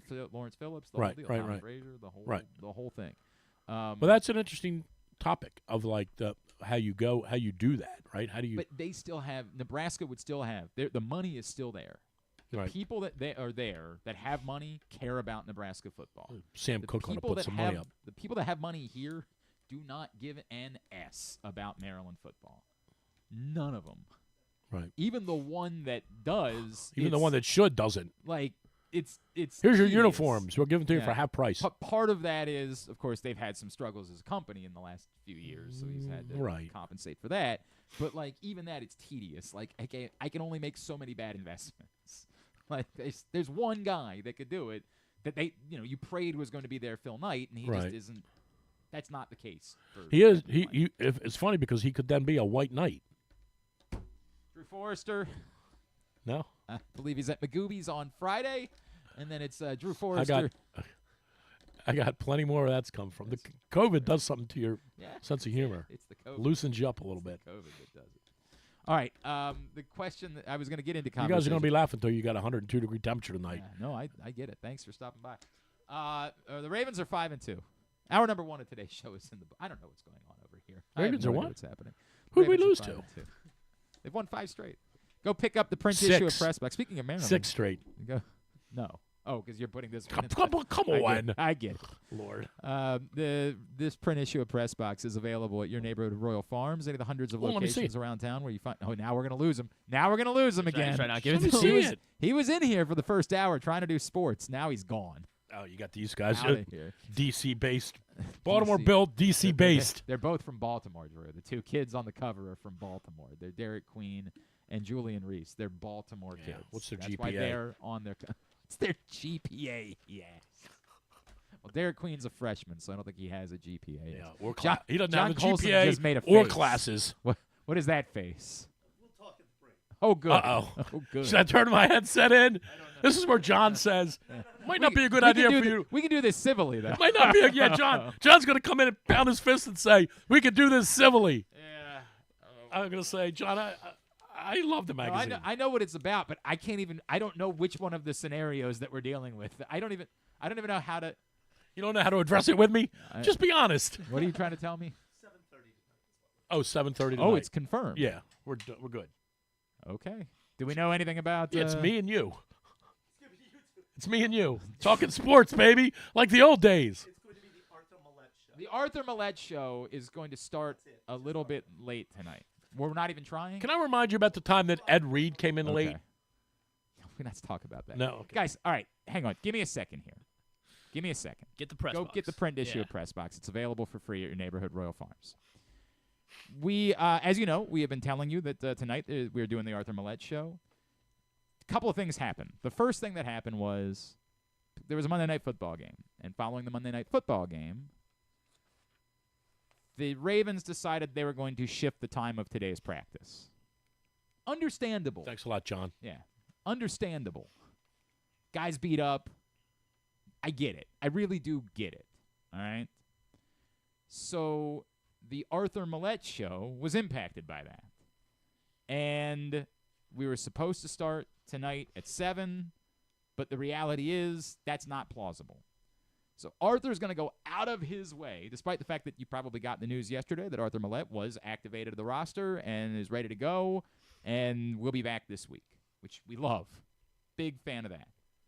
Arthur has decided that he will be there at 7:30, which is almost impossible, but he's going to get there at 7:30. So we normally start the show at 7. Tonight we can't start at 7. We're going to start at 7:30. Now you're going to ask me next, well, who's the guest? And I'm going to be straight with you. I don't know. Just tell him it's me. It might be Drew Forrester and his COVID. That might be the reality. No, I don't know. It's possible there might not be one tonight. We are trying to do everything in our power to have a show, with the reality being that because of the schedule being moved back, it's going to be really difficult for guys to get over there. So Arthur's trying, and we will see. But this was an unforeseen circumstance that was laid out. We wanted to make sure we did a show. So Arthur's going to be there for sure. He might even visit a backup plan. But for right now, Arthur Millette will be there. And he's with Ravens, right? Yes. He's with the Ravens. Okay. And yes, they made the roster move yesterday, Arthur Millette back. So Humphrey being out for the year opened this up for Millette. Don't believe that it has anything to do with Marlon Humphrey being out for the year. He had to be He's out for the year, Humphrey? No, he's not. You just said he was. God damn it. Clip that real quick. 7:30 tonight. Clip that real quick. 7:30. Come join us for the Arthur Millette show. And if things, we will. You'll find somebody. We will keep you informed. He'll find somebody. He'll drag one of those guys out with him, like you and I used to do. It's true. The number of times. Oh my gosh. That always fell on me. By the way, back in the, it's the part that nobody knows. Me too. Yeah. Well, you for a little while, and then you decided that I could handle this. It was always. Who was it that said call and wake us up? Was it Gary Sims or was it Gary Stills? Gary Stills or Wilcox that said call Call me at 5 and wake me up because we had to send a limo for him. There was definitely a number of guys. Call and wake me up. Yep, I would get that a lot. Oh, Paul Kruger did that to me once. Paul Kruger slept through my calls. This was a show, luckily, that was right down the street from where he lived. Called me back at like 7:45 when we had already done like 2 seconds. I never got a warm and fuzzy from him. Paul Kruger was not a warm and fuzzy guy. Yeah. Not a warm and fuzzy guy. He and Adam Terry. Adam Terry, I think, was Paul wasn't a warm and fuzzy guy, but he wasn't a bad guy. Okay, Adam Terry was the bad guy. I don't know. That's unfair to say. I like Adam. But Paul, he was like, "Oh, dude, I slept right through everything." And I said, "Good news. We haven't finished yet. We still have one more segment to go." Come on out. And he was like, "Oh, well, where is it?" I'm like, "Even better news. Right down the street. It's in your basement." And he said, yeah, right. It was that noise.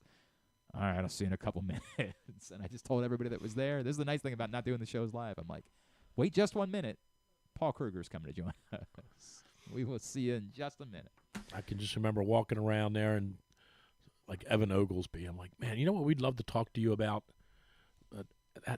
That defensive secondary you had at Southeast Louisiana Western. Case reserve. Is that where Evan No, went? I think did he go to Alabama? Oglesby didn't go to Alabama. He went to He went to a school there somewhere. I do think he went to a real school. Didn't he? Yeah, he did. Evan Oglesby. But I could just remember saying to one of those, Oh, he went to North Alabama. Yeah, I remember saying to one of those like fourth string guys, like, that Case reserve team you had was pretty good. Really We'd love to chat with you about that. Case reserve group. All right. Ravens. So, would you rather Wednesday? I thought we were talking about the Ravens. Ravens. We will, because that's number one. We'll lead into it. We can have fun with it, and then we can talk about it legitimately. All this hype about Lamar. Yeah, right? What has that guy ever done?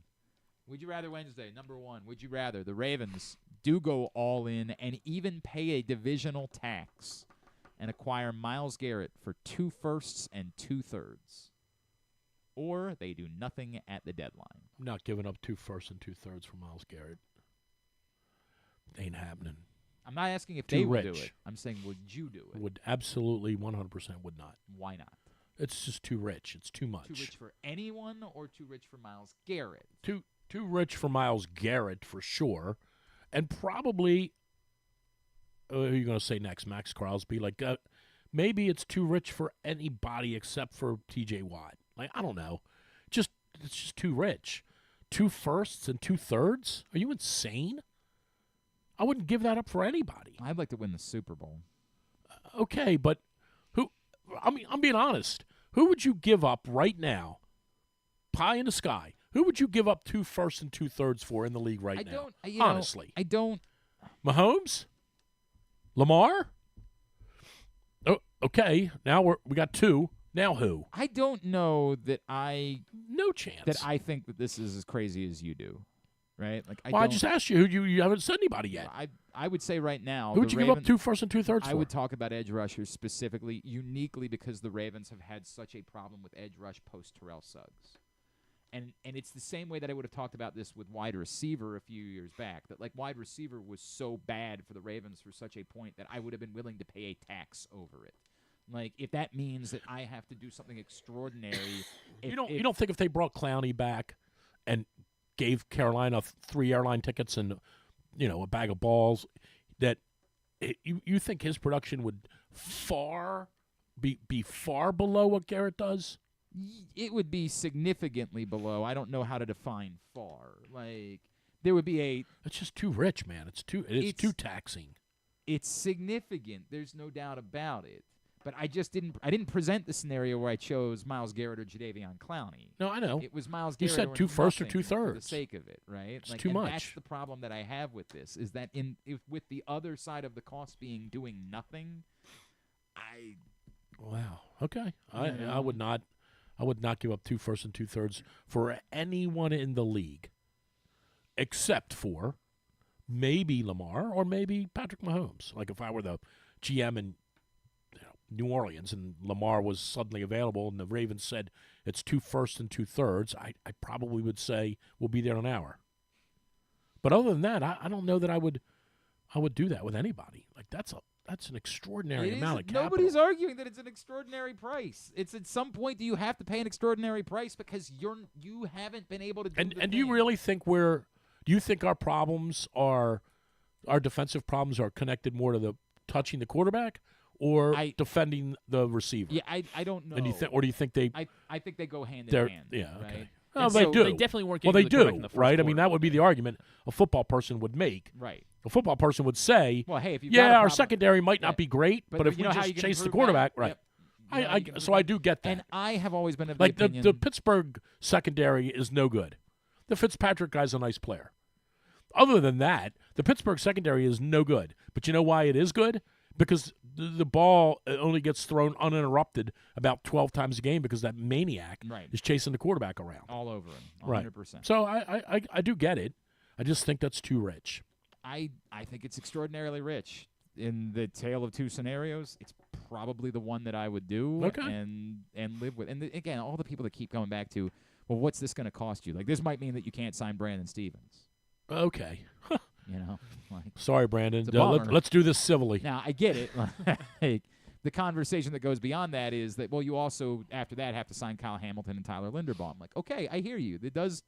There are real issues that come up, but I can make decisions about other guys once I get to that point, right? By that point, I might have decided it's no longer worth the money that you're paying Mark Andrews to keep Mark Andrews around, right? Like, there might be Linderbaum falls under the category of the most important players, the ones that touch the ball and touch the quarterback, but Linderbaum can go too.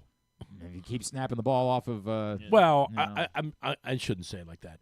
If it comes down to Kyle Hamilton or Linderbaum, you got to go to Atlanta. Yeah, that's the reality. Even though he does touch the ball. He does touch the ball, unfortunately. Right. And you got to figure out what's going on. Like, we can't keep pretending like that hasn't been a thing. And by the way, he's an outstanding player. But if it comes down to we're keeping a center or we're keeping one of the more prolific defensive playmakers in football, I don't know. Maybe he's not. Was Hamilton a playmaker or is he more of a? What are we calling him? But anyway, I'm going with Hamilton every time based on what I've seen. I agree. By the way, so that's a no. What was your answer? I think it's too much too. Okay. Like, yeah. So now kid knows sports. Now let's get to the. And a lot of it has to do with being the Browns as well, giving 2 of our first to the Browns. Right, well, actually, that's one of the teams that I'd be most comfortable giving 2 first-round picks to. Here's where I would agree. Here's where I would agree. If we get Garrett, he's getting 5 sacks in the Super Bowl. Right. And on the flip side, the Browns are probably lighting those first-round picks on fire. No doubt. I guess. No doubt. The most likely they're taking this one-armed. One of them is going to be Johnny. They're taking Manziel. a one-armed receiver from Rice. And one of them's definitely going to be a quarterback who they're not going to play at first because they still can't get rid of Deshaun Watson. Take Tua's and brother. Then that was the savior for Maryland football. That's the greatest player they've had. That's true.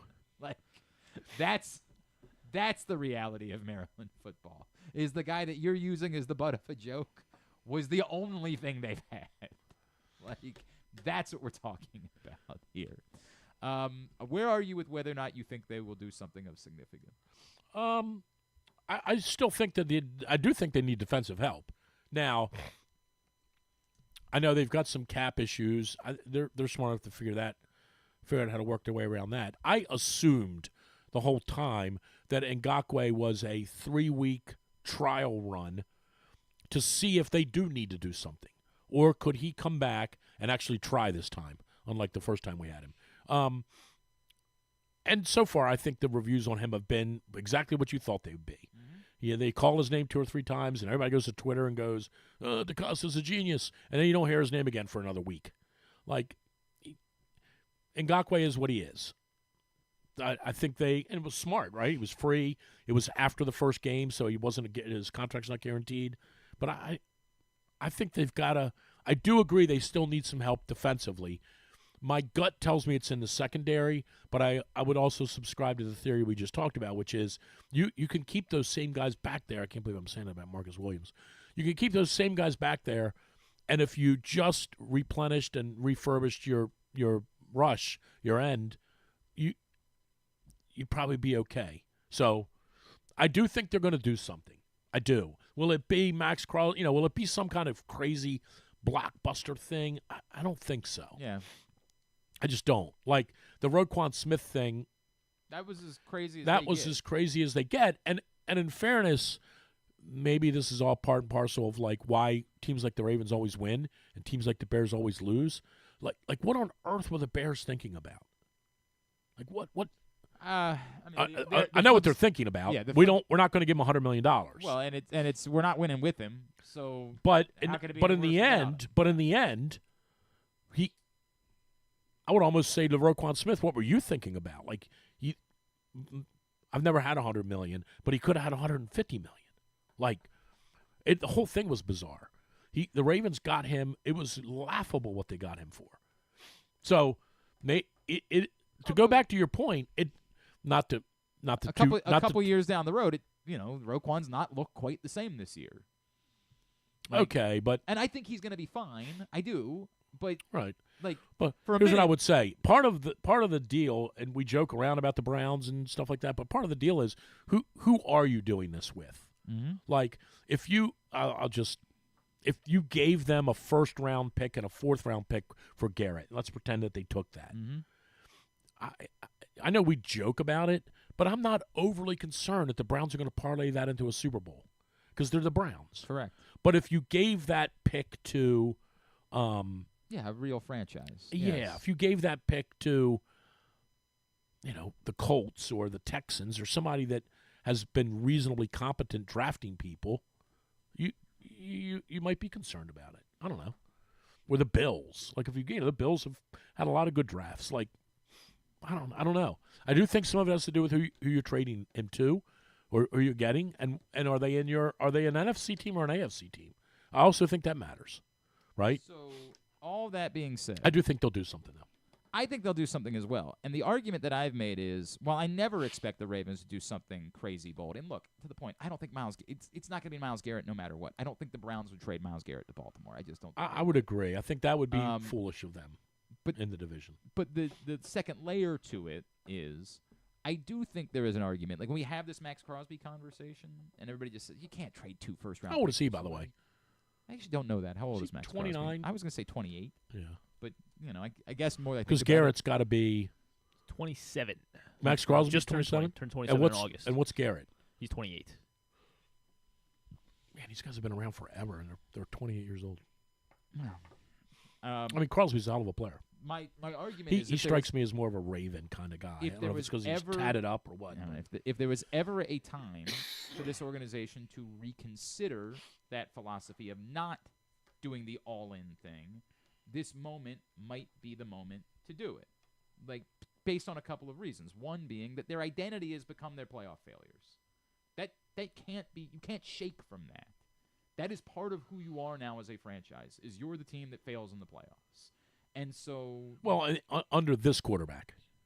Well, under whoever you want to be. They haven't had playoff real No. But their identity under this quarterback. This is over a decade that we're talking about. It's not just the Lamar Jackson era. It's everything since they won the Super Bowl. Like, they won one more playoff game before Lamar Jackson showed up. They've won more playoff games since Lamar Jackson. Okay, I guess I'm not saying it the right way. Thank you for service. Right. I'm not saying it the right way. I'm saying their history is of playoff success, but 12 years. But their identity, but those teams don't matter. The teams before Lamar don't matter. It does matter. It because doesn't John Harbaugh matter. was the coach. If it was a different coach, okay, but no, there's only 2 players left on the team. I understand that, but Justin John Tucker's the Harbaugh's only still, guy. The head coach is still here. For 12 years, the head coach has now hung this. Okay. That has become the new reality for this franchise with that leadership. Okay. Whatever you want to say. Okay. Like, I mean, I'm not even. I don't have to subscribe to that. The data says that that's true. Okay. This is their reality. Now, again, I'm not disagreeing with you. I guess I'm just picking at the semantics of it. But you're right. Their identity is they shoulda, coulda, woulda, and they haven't. Correct. And so I would agree with that. I would be inclined between not knowing how long Derrick Henry will be here and be doing this, and between, as we talked about before. We got Derrick Henry? Yeah, I don't know if you've heard. Like, I don't know what John Harbaugh's future is. I don't know what's going on. Well, he's only got 1 year after this. Correct. Right. And unless... Although I would assume, could be wrong. Could just keep tacking on another year. Well, I know. I would assume contractually... If they make, I would assume this. I certainly don't know this, but him another year? Sure, yeah, 100%. I mean, remember if you make the playoffs, but I don't think one more year, who cares? What Steve Steve doesn't care about $12 million. But I think it's more about, I don't know what everybody in this process cares about. I don't know if John Harbaugh's saying, dude, you need to go ahead and get this done, give me an extension, or if he's considering how long he wants to keep coaching. I don't know what the thought process is. But if any part of it is Steve Bisciotti saying, hey, John, you got to win in the playoffs. Like, if John wants an extension. But what's win in the playoffs mean?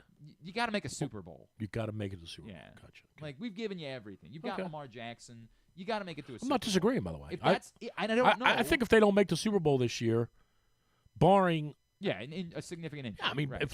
remember when and they wound up winning, which was the bizarre part. Right. Or did they, the year that Wentz got hurt? Oh, and yeah, correct. They won, yes. right? Because Foles came in. Had they not won that year, because they were, and it just happened too recently to another team, it just happened to the Raiders. The Raiders were steamrolling and were going to be the number 1 seed, and Derek Carr got hurt. Yeah. And then they flatlined, right? Mm-hmm. 14, 16? Or what year? Yeah. 16? So, it wasn't yesterday, but it was recently. You excused that. We were 11-3 until Derek Carr blew his ankle out on Christmas Eve. Right. Yeah, okay. So if that happened to the Ravens, okay. Right. But if they do what they did last year, and they particularly if they play at home, and they lose, I mean, it's not a great testament to Lamar either. But there's a lot of heat on them. I think that's an underwritten. So if I'm an underwritten if thing. I'm John Harbaugh, you want them to go all in. Stack the deck for me. Like, let's all work together to do this. I get that you want to be good every year and that you never want one year to matter more than another one does, and that's been good for this franchise. I would say it's been very good for this city. Sure. But there haven't been irrelevant football games in December. Like, we've all appreciated it. But if there was a time to say it's time to do something un-Ravens-like, I think this is the year to do something un-Ravens-like. And again, the silly thing is the Myles Garrett thing, but the Max Crosby thing to me, you can't make that silly to me. You can't make it silly to pay 2 first-round picks for Max Crosby. You can't. You would do that? You're saying? I would do that in a heartbeat. Yeah, for some reason, I don't know why it is that I have such a different feeling about him, and I don't know why. Because I like Myles Garrett as a player, but I think I might give up 2 first-round picks for Max Crosby. I don't know why. Something about that Joe Flacco. I was waiting to see if we were going to do that. There's just something about him. Something about him. No, I mean. Something about him. I don't know what you're getting at. I can't quite put my finger on it. I'm missing something. I don't know. I don't know what it is. Right. I just feel like he's more of a Raven kind of guy, but it doesn't matter. Number 2. Would you rather? I'm probably not giving up 2 first-round picks for anybody, though. Number 2. Would you rather? Except for Bryce Young. Right. That's definitely the guy. If you're going to give it up, that's the guy to do it. I'm definitely doing that. Number 2. Speaking of significant injuries, you've got the football genie has offered you a deal. You can get through the entirety of this season through the playoffs without the Ravens having a single significant contributor experience a serious injury. Except Humphrey. It's not a serious injury. That's what Rappaport No, said. I was hoping it was. Oh. Well, hang on. I'm kidding. Go ahead. That any of them experience serious injury. I do want to ask you about Jameis Winston. Okay, we'll get to it. And I'm serious about that. Okay, that's fine. Yep. We'll get to it. If you get that deal, if tonight, who am I asking? Drew's going to I want him to be able to finish the sentence before he says yes. Caps beat the Flyers 12-0. If tonight. Caps beat the Flyers 12-0. You go over to a local community college and you host a workshop for a lecture and a workshop for 100 or more strangers about the topic of Arnold Palmer's penis. Oh. Where are we going? Dundalk? Dundalk, Essex? I asked the wrong or guy. Catonsville? Where are we going? Which school? Yeah. Or I got his grandson in my phone. I can just text Will Weirs right now. You pass on that, and instead, the Ravens will have 1 or more significant contributors deal with injury. Jeez. But not Lamar. I did give that caveat. I don't even know where we're going with this, but if I could lecture someone on Arnold Palmer's manhood, I'll trade the 2 first-round picks. There you go. I don't know why I would bring that up with Drew. I don't know why I even it hit me as I started saying it. Like, no, this is the wrong person to ask. When did he think that would be? I can't believe I'm asking this. I don't know why. When did he why think are you gonna try that would be an appropriate? Drew, you are asking me to try to dive into that human being's mind, and that is not somewhere that I can get. I work with you. enough. And I'm not even Correct. remotely close to that Correct. bizarre. I don't pay you a lot of compliments, but in comparison, Like, where did straight it dawn narrow. on you that you would get in front of a bunch of people in the Trobe and talk about that? Don't have that answer. I do not have that answer. Griffin, you going over? Professor Bass tonight talking about Arnold Palmer's penis? How long? I have to. Well, it's a full. I mean, like it's 3 hours. You got an hour. Yeah, you got. You're gonna have to do a lot of presentations about. Talk about how they refitted the green jacket for him. Right. You're gonna have made to it lower. Gonna have to do a lot of.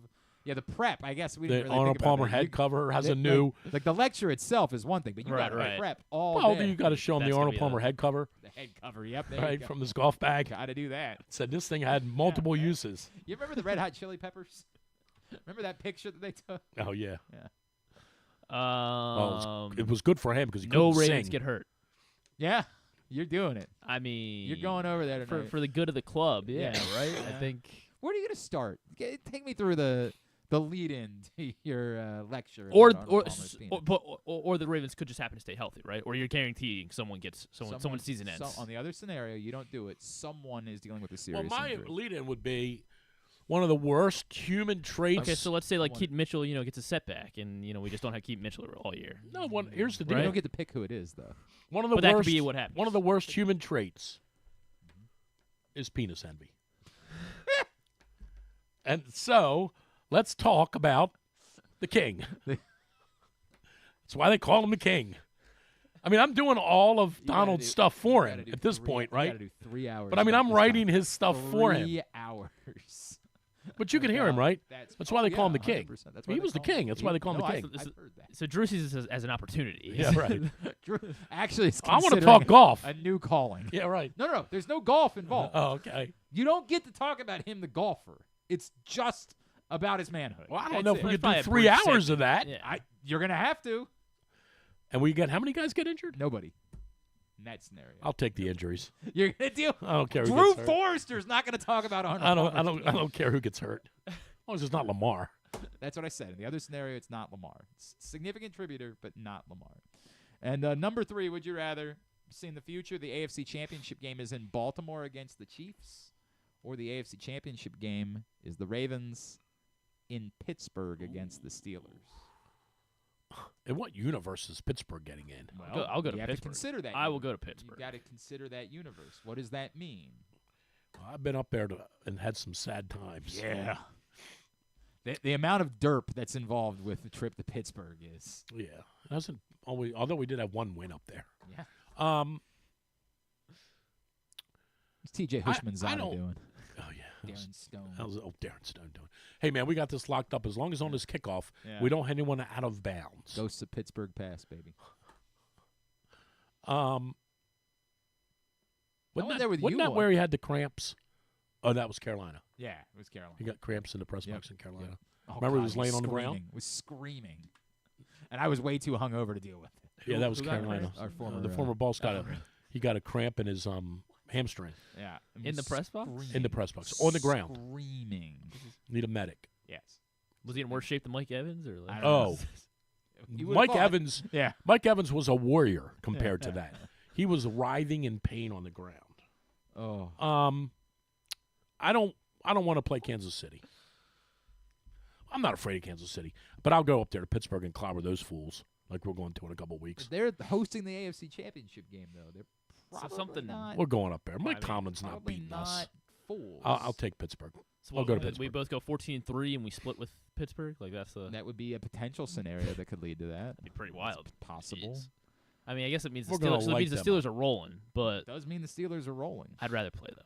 Correct. Maybe they went out and got Cooper Kupp. Maybe that's how they.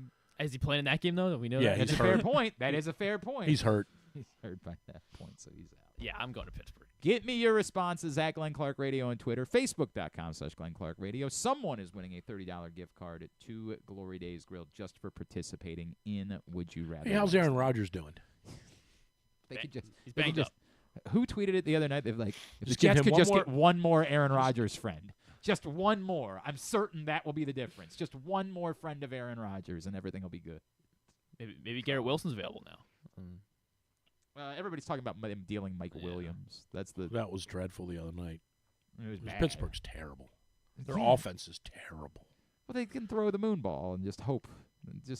Russell Wilson solved everything. They could just chuck the ball in the air and he's hope terrible too. For the best. I don't know that I agree that he's terrible, but he's a middle of the road quarterback. Yes, I agree with that. He is. He's not good enough to beat the teams that matter. Who's playing against us this week? Dorian Robinson Thompson? No, or I think it's Jameis. They just said Jameis. They Yeah. confirmed that it will be Jameis. So what did you think about that? I'm being honest. I can empathize without sympathizing, and I'm not talking about. I think that it is difficult for anyone that's around someone every day, even if they're not inherently a good person, to not try to see the best in that person. You and I, and I'm not. This is going to be unfair.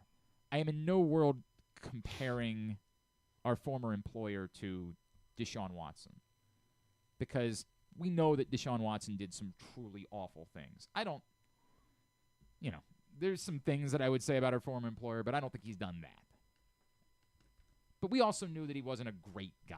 He's the same guy that said to me, "You'll do charity when we get paid to do charity." Like, I knew he wasn't a good guy. But when I was around him on a day-to-day basis and people would talk S about him to me, I was inclined to be like, dude, yeah, we took 150 bullets for him. Couldn't have taken more. All the time. Couldn't have taken more. I was inclined. How do you work for that guy? Well, he treats me pretty well. Because on a day-to-day basis. Right. Some of it, you could say some of it was Stockholm Syndrome, whatever you want to call it. But it's a fair. But like on a day-to-day basis, you're around that person, and there were times. The guy that might be the president doesn't fall far from that. The people are around him all the time who say, I don't know. A lot of people that are around him will tell you he's garbage. No. Like but sure. But there are lots of people who are around him who say, there's going to be 100 and some million vote for him. Right, 100%. Right. So there are. But anyway, go ahead. I can understand. I can empathize, not about Deshaun Watson, with Jameis Winston, that he is around the guy every day, and he probably does have pleasant conversations with him and feels like he's gotten to know him, and it is tough for him. He doesn't like feeling that because he thinks he knows the guy. That doesn't make him right about the topic in general, but I can still empathize with him. Well, that's my question. What is the topic? Because I think I have an idea of what it is. Well, it's a twofold topic, because this is the part that I do. There are Browns fans that the day that Deshaun Watson showed up did not give a rat's ass about all the things that he had done. Okay. Agree. And those people that are now choosing to celebrate him getting hurt because he's bad at football. You're saying they're the one and the same. Those people. You're saying they're the same person. Yeah. I'm just use you. Those people. When he showed up, you said, got ourselves a real quarterback. Right. Now he got hurt Sunday, and now you say, hell yeah. Glad he's hurt. Okay. You're probably a crappy person. Okay. Probably. Okay. It's not, but the problem is. Do you think it was right for those people to cheer for him when he was hurt? Do I think it was right? That's the question. Yeah. That's really what Jameis Winston was saying. He was saying that, period. This is wrong of you people. Yeah, it's funny because I don't think that's correct.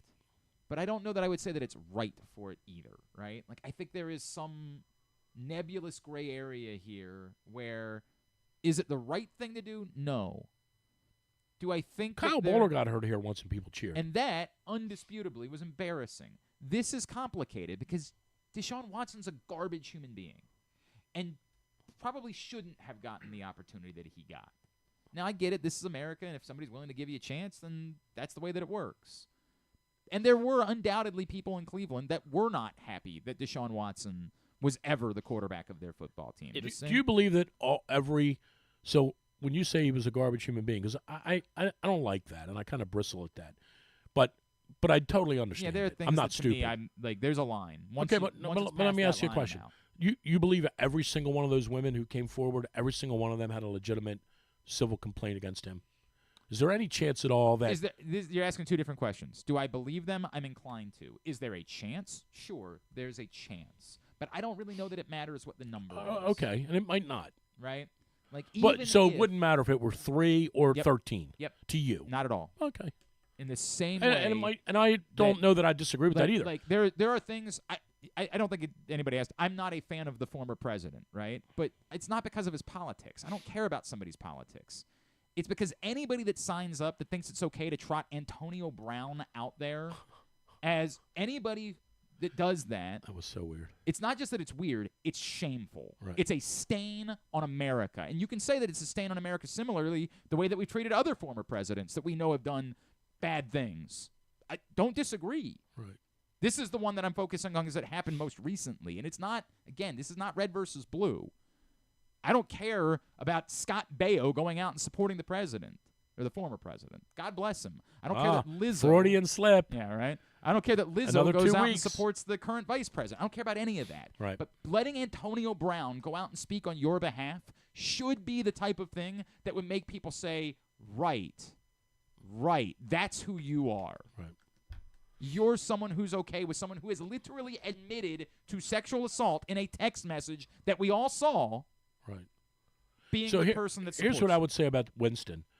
I thought that his defense of him as a person was a little overboard. Talking about coming to work every day and putting his life on the line. I don't know that I thought that was a little overboard. It was. And primarily because this is what he does for a living. Correct. He's paid quite handsomely for it. This is not a sacrifice. And it could be argued that every player on their team does the same thing. Mm-hmm. I don't know that. What's the kid that got his knee blown out? Who's got more character than Nick Chubb, who just had his knee torn apart and battled back for 10 months to come back and play the other day? Like, who do you want on the character scale? You want him or you want Watson? So I thought that was overboard. But I thought that the premise of it was fundamentally correct, that something's wrong with us when we openly cheer and support someone's injury or whatever you want to, downfall. And we all do it, like, as a culture. I get it. I guess it was just his opportunity to say it, right? Like, those people in Tampa would have never have done that the other night because that guy's a good guy in their mind. Well, right? But they don't. This is the problem is it's more that he's a great. Jameis has a point to be made that if Deshaun Watson was a scumbag but a good football player, nobody in Cleveland would have been cheering that. That's the difference here. Well, I think that was the whole thing. The whole thing was we gave you $260 million and you stink. Correct. That's the entirety of what the response was from the fans in Cleveland. If the fans in Cleveland were doing that, if they held a rally and got together and said, that's why they did it in Baltimore with Bowler, and it was terrible, shitty. Right? If the fans in Cleveland got together and held a rally and By the way, he was very hurt by that. Bowler, I don't blame him. I spoke to him about it. Yeah. We play golf at Caves, and I spoke to him about that. I mean, that was in 2005 or 6, maybe, somewhere around there. I mean, I remember specifically speaking to him about it. He was very hurt by that. He heard it. He knew about it. And this is way before Twitter. Mm-hmm. He was very hurt by that. Yep. I get it. Because Kyle Bowler was the most harmless dude in the history of the world. Yeah, he just wasn't a very good quarterback. He wasn't a good quarterback. But he was not a Kyle Bowler didn't have a bad bone in his body. Right. I get what he thinks he's saying. It's just that this isn't the person that's the correct he's not the right vehicle for the message. The message, I think, inherently is right. Right. I mean, to your point, it was way over the top. Like, nobody, spare me the laying your life on the line stuff. Spare me that. Right. Like, I get it. And I know that for you guys it might feel that way sometimes. But you are being paid very handsomely. And you signed up for it. Right. As correct. Denzel said in Training Day to Ethan Hawke. Well, but guys it's not like I put a gun to your head. Guys sign up to be in the Army too, right? Like, just signing up for it isn't alone. But, like, we recognize that's an actual sacrifice. It's not actually a sacrifice to be in the NFL. It's an opportunity, and Jameis knows that, and it's the way that it goes. But I get what he wanted to say. Deshaun Watson was just the wrong vehicle for the message that he was attempting to use. I would agree with that. Because Deshaun Watson is a bad human being. But if those people in Cleveland had gotten together and held a rally to say Deshaun Watson's a bad person when they traded for him and we don't want him to be the quarterback, that's a completely different conversation, and I support it. Most of those people were the people that were there cheering for Deshaun Watson right up until he ended up being a bad quarterback. And so that's what makes it gross, is that you weren't making a statement about Deshaun Watson, bad human being. You were making a statement about Deshaun Watson, bad quarterback. Right. Okay.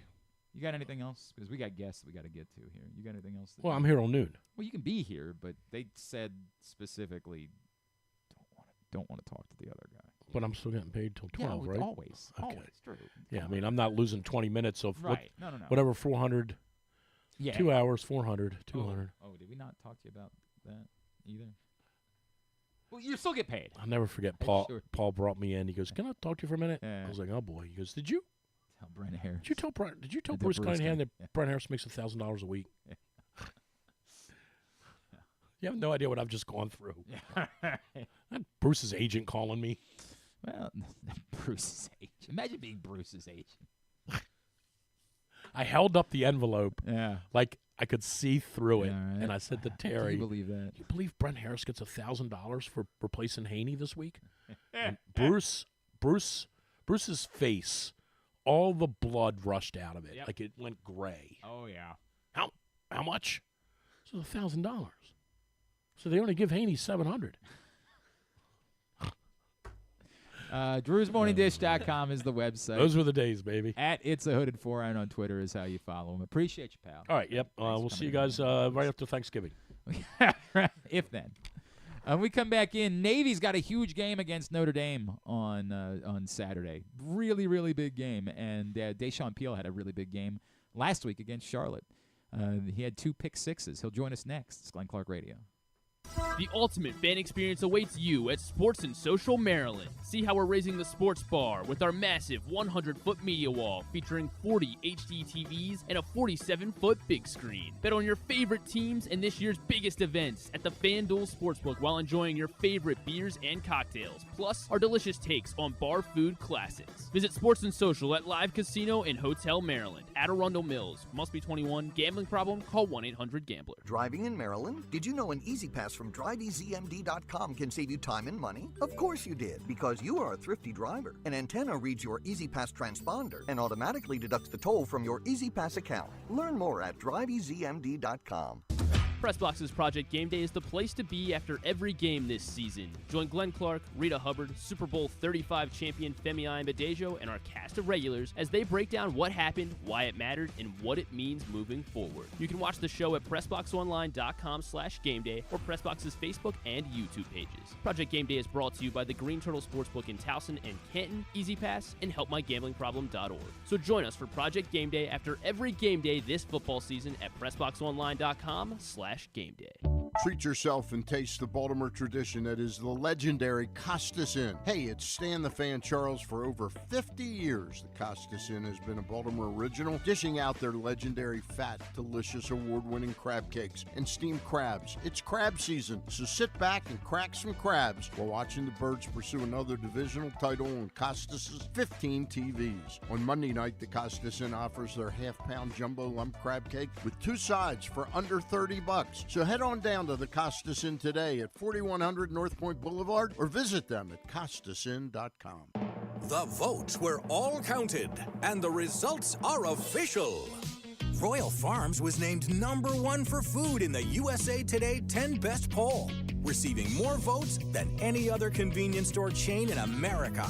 The next time you want to get some good food fast, doesn't it make sense to go to Royal Farms? Voted best in the USA and home of world-famous chicken. Real fresh, real fast. Royal Farms. Gambling can be a fun and entertaining experience, but there are risks involved.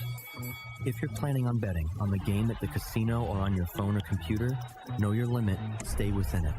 Set a budget and a time to stop. Remember, gambling isn't a financial solution, and it doesn't mix well with alcohol or drugs. Know the risks and have a plan before you begin gambling. For free and confidential services, call 1-800-GAMBLER 24/7 or go to helpmygamblingproblem.org. Brace yourselves for an unparalleled in-person betting experience at the Green Turtle Bet Park Sportsbook and Bars in Canton and Towson. Experience the thrill of live betting with Baltimore's only state-of-the-art Vegas viewing TV experience. Choose between our on-site tellers or the convenience of our self-bet kiosks to place your bets. Gather your betting buddies and head over to the Green Turtle Bet Park Sportsbooks today. Green Turtle Bet Park Sportsbooks in Towson and Canton. The ultimate destination for game day excitement, great food, and live in-person betting. Must be 21. Please play responsibly. Gambling problem? Go to mdgamblinghelp.org. Coming back in here with Glenn and the other guy, Garrett, whatever his name is. You know who they are. All right, back in here on GCR. Things change, and we told you we were looking forward to doing Arthur Millett's show tonight, and we are going to be doing an Arthur Millette show tonight. And we're just kicking it off a little bit later than we expected to. 7:30 start time for the Arthur Millette show at the Gourmet at the Shops at Kenilworth. And I just got a call from Arthur Millette. Oh. That was if you saw me, if you're in commercial break and you saw me pick up the phone, that was Arthur Millette. And he said, Nate Wiggins is going to come hang out with him tonight for the Arthur Millette show. So I love it when a plan comes together, and a plan has come together. Nate Wiggins joining Arthur Millette. You might have heard of him. He's pretty good. He is joining Arthur Millette tonight for the Arthur Millette show. We will see you at the Gourmet at the Shops at Kenilworth, which is not far from here. But if you get there at 7 o'clock, I mean, I'll probably be there by 7 o'clock, truth be told. But the rest of the crew, you'll just be hanging out with us. 7:30 start time for the Arthur Millette show tonight. Shops at Kenilworth, the Gourmet is where the show will be. We will see you for the Arthur Millette show. As always, you can find out more about the show, pressboxonline.com/Millette. All right, had to do this a little bit earlier because of their practice schedule. Actually, we're going to do right now back-to-back conversations with some college football players from the area that are coming off really big wins. Navy, first up, Dashaun. This guy, 2 pick sixes, Dashaun Peele. He's with us right now here on GCR. Well, it's a pleasure now to be joined here on GCR by the AAC Defensive Player of the Week. He had not 1 but 2 pick sixes in Navy's win over Charlotte last week. Now he's getting ready for a date with Notre Dame this Saturday in New Jersey. It's a pleasure to welcome in Navy corner Dashaun Peele, who's with us here on GCR. Dashaun, it's Glenn in Baltimore. It's great to chat with you, man. Thank you so much for taking the time for us. We really appreciate it. Yeah, thank you. Hey, man, I got to ask you, particularly about the second pick. As you're going into the end zone, do you know it's the quarterback who's in front of you? Have you already decided you're hitting the truck stick? Does that just happen in the moment? Like, walk me through that one in particular, because I think it gave a lot of people a lot of joy. Yeah, I mean, by that time I was pretty tired, so I kind of seen him at the end. I seen it was one, and I see he wasn't like really trying to come tackle me. He kind of just waited for me, and I was just trying to get in the end zone. So that was the quickest way. I mean, it was also the most fun way in order to do it. That was a lot of fun. Dashaun, had you ever had? I know obviously you had some interceptions last year. Had you ever had in your life, like even in Pop Warner ball, a game in which you had 2 pick sixes? In high school, I had 3 picks in one game, but I almost returned one for a pick six. It was kind of like the same as the second one, but I actually got caught on that one. So this is wait a second. Had that fueled you to make sure that you got to get into the end zone this time? Hey man, missed the opportunity again. No doubt, right? And this worked out really well.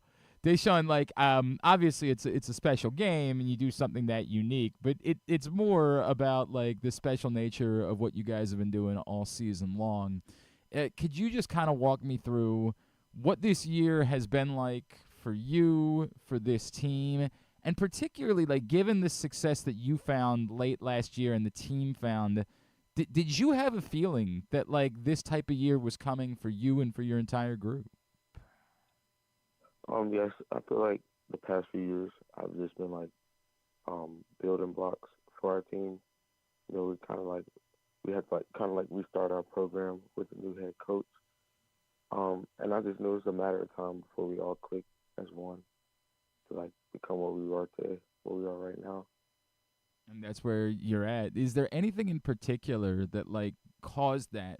If you look back and say, here's when it clicked, here's how it clicked. Is there anything in particular that you look back on? Is there a moment, a particular win, a conversation, anything like that you look back on and say, wow, this is where everything changed for us?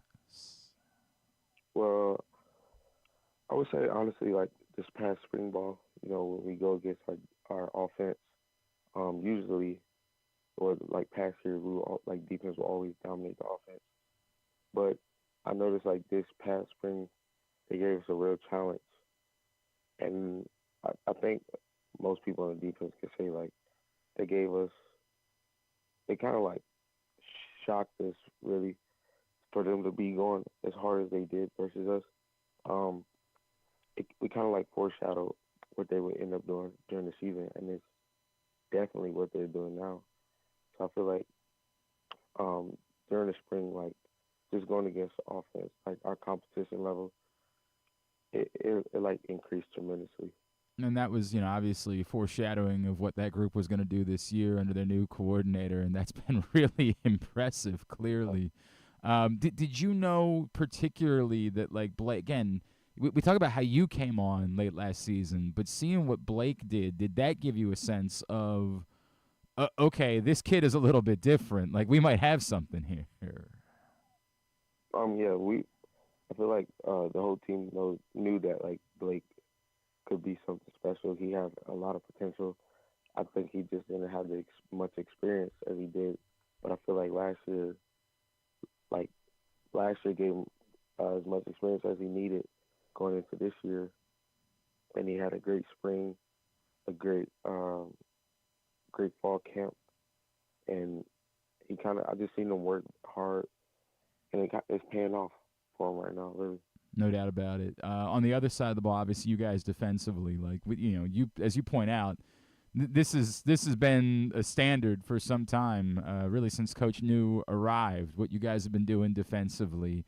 Can you walk me through when he gets elevated, when PJ takes over as coordinator? What's maybe something different that PJ has brought to the table in that role, and how have you guys been able to sustain that really high level of play on your side of the ball?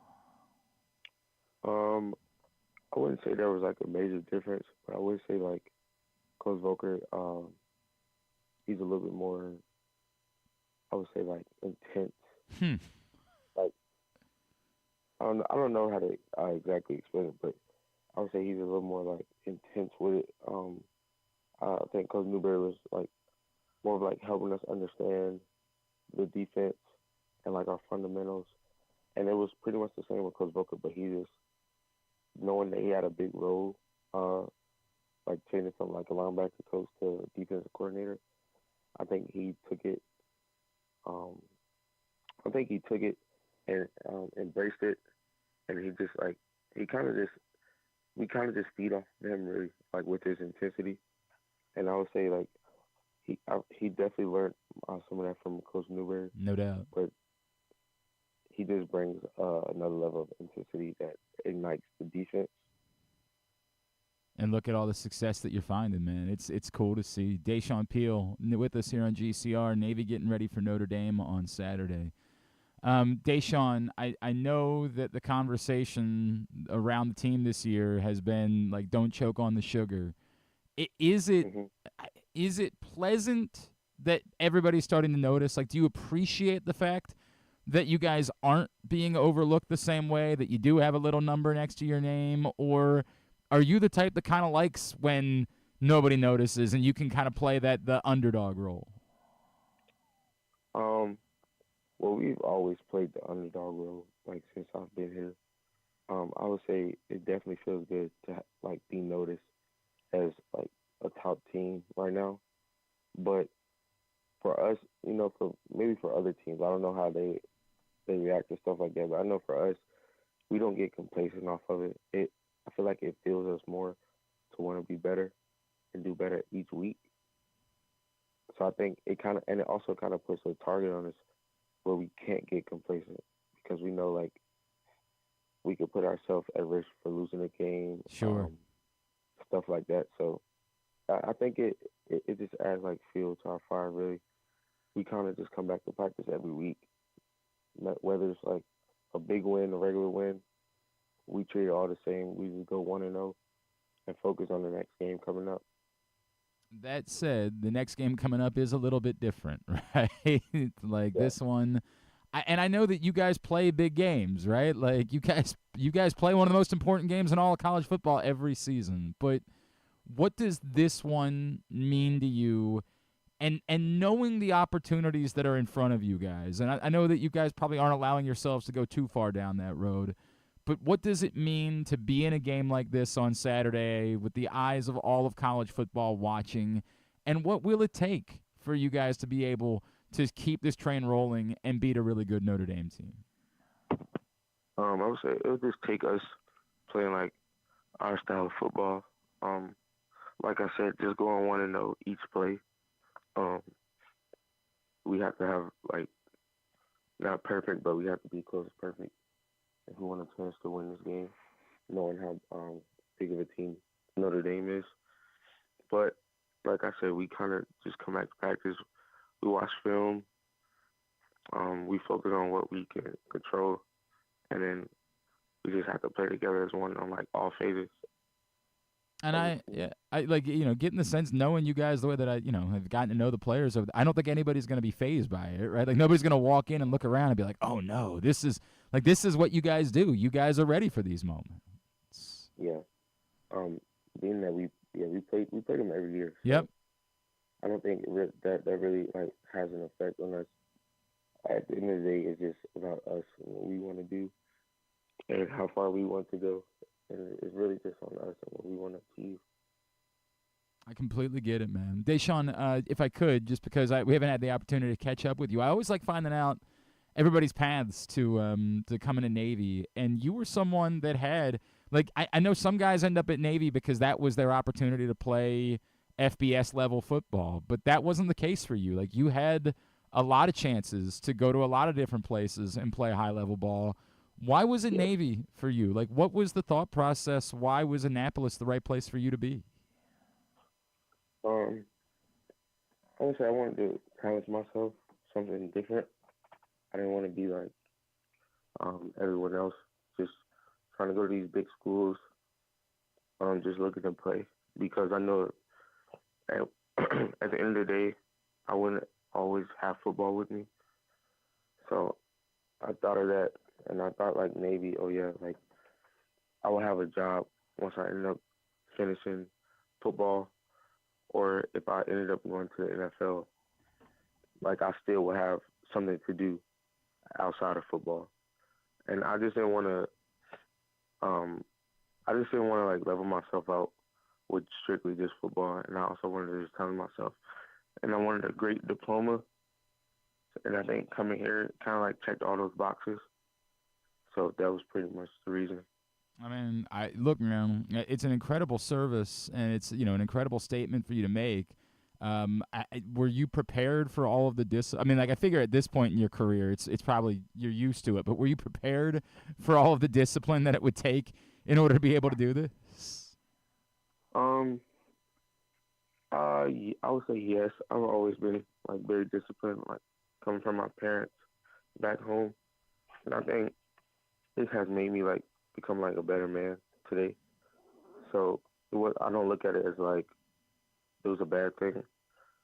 I find it really good because I learned a lot of life lessons that I can carry with me, like after graduation and then just in the real world. That's great, man. And then I saw that you're a poli-sci major. Is any part of the thought process that like maybe one day we're talking about like Senator Peele or I don't know, President Peele? Is that something that you've thought about at all?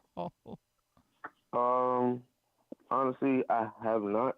I mean, it's been in the back of my mind, but like I said, I really don't know where life is going to take me. I get it. But it is good to have that, have that degree under my belt, because who knows, I could become a senator one day, or even the president. But you never know. So I realize, right now you're going to worry about Notre Dame. I get that. We'll take things one thing at a time and deal with that one day later. But I think I speak on behalf of an entire country when I say we could probably use a few more leaders like you. We could probably use a few more folks that have signed up to serve and have that type of commitment. I feel like that would go a long way for a lot of people around these parts. Dashaun Peele, man, we are so happy for you, so happy for this entire team. I know on Twitter it's at @dpeel_1, correct? Yes, sir. And then what about on Instagram? It's the same. Same thing. Give Dashaun a follow there. Dude, congratulations on such a fun week last week and everything you guys have accomplished. We can't wait to see what's next and all of the special things that you and this team can do moving forward. Thank you so much for taking the time for us, man. We really appreciate it. Thank you. That is Dashaun Peele, Navy, and obviously what an opportunity is in front of them as they travel up to the Meadowlands on Saturday, noon kickoff against Notre Dame, and they have every reason to believe that they can win that game. And cool to see. If you haven't seen the highlight, can we find the highlight of the second pick on Saturday it's just so great. And I was saying he was starting to get a little bit tired. It's really funny, but he just levels the quarterback into the end zone. Now, why the quarterback was even pretending like he was going to try to make the tackle at that point, I don't know. Tough times for Charlotte and Biff Poggi's crew, but yeah, it was a very, very funny moment there at the end of the game. Hey, before we talk to another local college football cornerback, Griffin, you want to remind everybody about what's going on at Live Casino and Hotel Maryland? Of course I do, and I think everyone knows at this point. It's every time that Baltimore or Washington is home during this season and they score touchdowns, you get $7 in free slot play. Live Rewards members who have their Live Rewards card inserted correctly into the slot machine, any slot machine on the floor, and are actively playing, they get $7 in free slot play every touchdown scored from Baltimore or Washington during home games this football season. So make sure you are out at Live Casino. It is valid for slot play only at Arundel Mills. Must be 21. Please play responsibly. For help, visit mdgamblinghelp.org or call 1-800-GAMBLER. All right. So, you want to watch the clip real quick? Or you wanted? I just thought maybe we were going to retweet it, but that's fine. Let's do it. Yeah, this is you can do it. That's fine. This is from CBS Sports Network on Saturday. I would narrate it, but I can't unfortunately see it. So I don't know. 49ers have to like the fight they've seen so far. Max Brown touchdown drive last time takes another deep shot downfield. It is intercepted again. Dashaun Peele's second INT of the game. And he will bring it back, and he has another chance. Peele inside the 25. Dashaun Peele has his second pick six of the game for Navy. It's just like this moment right there where he's like, yeah, you're gonna, no, you're not. That's not going to be happening here. It was really great. All right, so from one cornerback to another, Navy not the only team locally that had a big win this weekend. Obviously, Maryland had a very big win over USC, and our next guest had a big interception in that game. He's Lavain Scruggs, and he's with us now here on GCR. Maryland football coming off their best win of the season. Dramatic fashion over USC on Saturday. This man had a huge interception in the second half to keep the Terps hanging around and giving them that opportunity to make the late rally. He is a Baltimore native. He is sophomore out of Archbishop Spalding, Lavain Scruggs, and he is with us now here on GCR. Lavain, it's Glenn back here in Baltimore. It's great to chat with you, man. Thank you for taking the time, and congratulations on a massive win. No problem. Thank you. Man. Hey, man, great to chat with you. Can you kind of walk me through this team? You know, there have been ups and downs this season, and the week before it was a down, right? Like it was tough and a rough performance against Northwestern. What is it about this team that you guys are able to block everything out and not dwell on the negatives and be able to rally and put together the best performance of the year? Yeah, this team since honestly since the Auburn game, we really put this team together. We're a big family. We do everything together, and just like man, it's like the preparation we put in. We don't hear the outside noise. We just week after week we just grind, and that's how we get through the weeks and get through all the negativity. What about like when they're lining up to kick the field goal with like just, under 2 minutes left and everything looks like? What is the body language like? Are you guys over there like, nah, man, we think they're gonna block? Like, what does it look like over on the sideline? So the whole game, Coach Locke always said, don't look at the scoreboard. Don't look at the scoreboard. So we never look at the scoreboard, and we just fight to the end, and that's just body language, heads high, and we always just fight to the end. Man, look, you had to fight every inch on Saturday in order to pull that off. Once the final play is made and you stop them on 4th down, right? Like, what is the feeling like? Can you kind of take me through how cathartic it is? And I know that no one win defines the season, and it doesn't, get you bowl eligible or win you the Big Ten or anything like that. But it did feel like this one meant a little bit more. What goes through? What are the emotions like? Honestly, the emotions was it was very high because we lost games after games, and this game we really fought. The preparation that we put in was a lot, and we had a good feeling coming in this game, and it's words that you can't really say. It's more of a feeling, and it's just amazing. It was just amazing. That's awesome, man. That is really, really cool. Lavain Scruggs is with us. Maryland coming off a big win and no rest, right? They got to turn right back around this week and play Minnesota in another big game. Lavain, I know you guys probably have already moved on, but I'll ask you to go back with me one more time. Is there a nervousness when the ball is tipped the way that it was and you see that you have the chance? Is there an amount of like, oh, my God, don't screw it up that goes through your mind when you have the opportunity to make a play like that? Nah, it's just like it's more of an instinct when the ball when the ball get in your hands, just go. More of an instinct.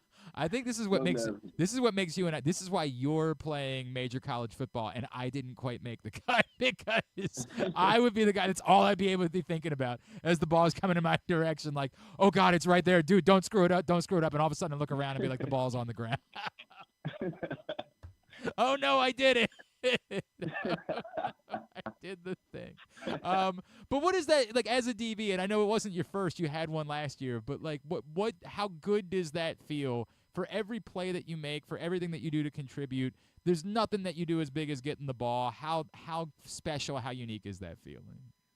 It's very special because during practice, my defense coordinator Brian Williams always told me keep the ball in front of me, and that's what I did. And getting the ball in your hands is another feeling, and be able to run with it after getting the ball in your hands is a whole nother feeling. And being able to bring some energy in the stadium with my team is very amazing. The fact that it had to be all 3 phases of the game, and particularly all 3 phases of the game, again, in the last 2 minutes alone, right? Like starting with the block and then the guys going down and scoring and then you guys having to make the stop. How much more does that do for your team that every aspect of the team contributed to such a win? How much more does that mean moving forward for building off of a big win? Honestly, it's like we have to do that every single week, and that's what Coach Locke always talks about. All three phases of the game matters, and once all 3 phases come together and do their job, we come out with the victory. Right? And I look, it was special, but as we talked about, obviously, there's more to do, right? And you guys have to have those conversations this week, like for as much fun as that was, and seeing all the guys on the sideline and all the recruits at the game. Do you have to have that conversation? We're like, hey, okay, that was fun, but we got to move on quickly. Yes. Yep. And so what is it that it takes now? What will it take to make this so that it wasn't just one win, that this now becomes the story of what 2024 Maryland football is all about? Keep going the right direction. Keep preparing the same way. Bring the same energy we brought that game. It's just the thing that we did the most was the energy of the game and everyone doing their job. And if we continue to do that's what you'll see the rest of the season. It's awesome, man. Lavain Scruggs with us here on GCR. Lavain, let's talk about you and your path, right? Like from Baltimore to Spalding to Maryland. So walk me through first how it ended up being Spalding. That's my guy. By the way, I think I'm doing the game on Friday against Loyola. I'll be on the call for that one. Okay. I'm Kyle. That's my guy. Kyle Schmidt's one of my favorite humans on the face of the planet. But what was that decision like for you? Why Spalding? And then from that point forward, did you always know that you wanted to be at home, or how did that happen that you decided to stick around and play at Maryland? Well, first starting with Spalding, Kyle Schmidt was a great guy. Spalding's a great school for education and football, and that's what really made me want to go there. It was in a great spot, and me staying home at Maryland was my best decision. Because be close to my mom, great coaching staff. It's just it's just another feeling. Did you always know that you want to do it, or were you like interested, and did it just sort of work out that you figured out, hey, this is perfect for me? Yeah, I didn't always want to do it. I really honestly didn't know where I wanted to be, and this is. When I got to about senior year in high school, this is what I imagined I wanted to do. That's cool, man. And I know you've got a lot of siblings, right? Yes. So how much is that part of this too? Like you mentioned your mom, but like just being around all of your family, their ability to be in touch with you, to watch it. Like I know it'd be special to succeed anywhere, but does it make it more special to you that you're doing it that way?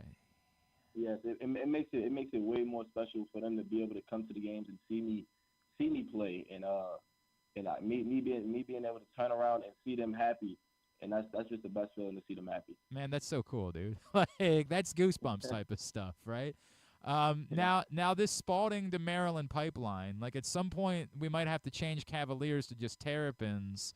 How did this come about? I know it's special to Kyle, right? Because Kyle's a Terp too. But like, how did this come about? And do you guys find yourself saying like, dude, don't even bother talking to anybody else? Like you know where you're gonna end up. I'm not really sure. Me and Kellen Wild, yeah. We both like Marsour. I try to get Marsour to come with us, but yeah, it's really like Coach Tyrone, defense coordinator of Spalding. He got a big portion of that. He loves Maryland, and so he's always up here, and yeah. Hey man, it's working out for everybody involved, right? So it just has to keep going. I was joking with Malik over the summer that I wouldn't be surprised at all when Max Moss transfers in next year. Like it just sort of seems like that's the way that it goes these days. It's just going to be everybody moving forward. Hey, Lavain, what do we need to know about you, right? Like, actually, I want to talk before I get to that. I thought it was really cool because I was digging around on your Twitter to see Bo have the success that he was able to have to make the roster in Baltimore, to make his debut. I'm gonna guess that you're a Ravens fan, right? Yeah. How cool has that been for you, for your guy to be finding his way now here in his hometown? Honestly, it's the coolest feeling ever, because me knowing Bo's a Maryland guy. He's been through everything in Maryland, and then for him to be able to stay in Maryland and play for the Ravens is just immaculate. It's like it's just a dream. It's a dream thing, and it's crazy. He's so cool, man. He's such a great dude, and he's a great guy. Seeing what it means to him, it's been really, really special. And then I want to get to know you, like away from football. What are you into? What do you care about? What does life look like? What are your goals? Obviously, football is a big part of it, but beyond football, what all is on the horizon for Lavain Scruggs?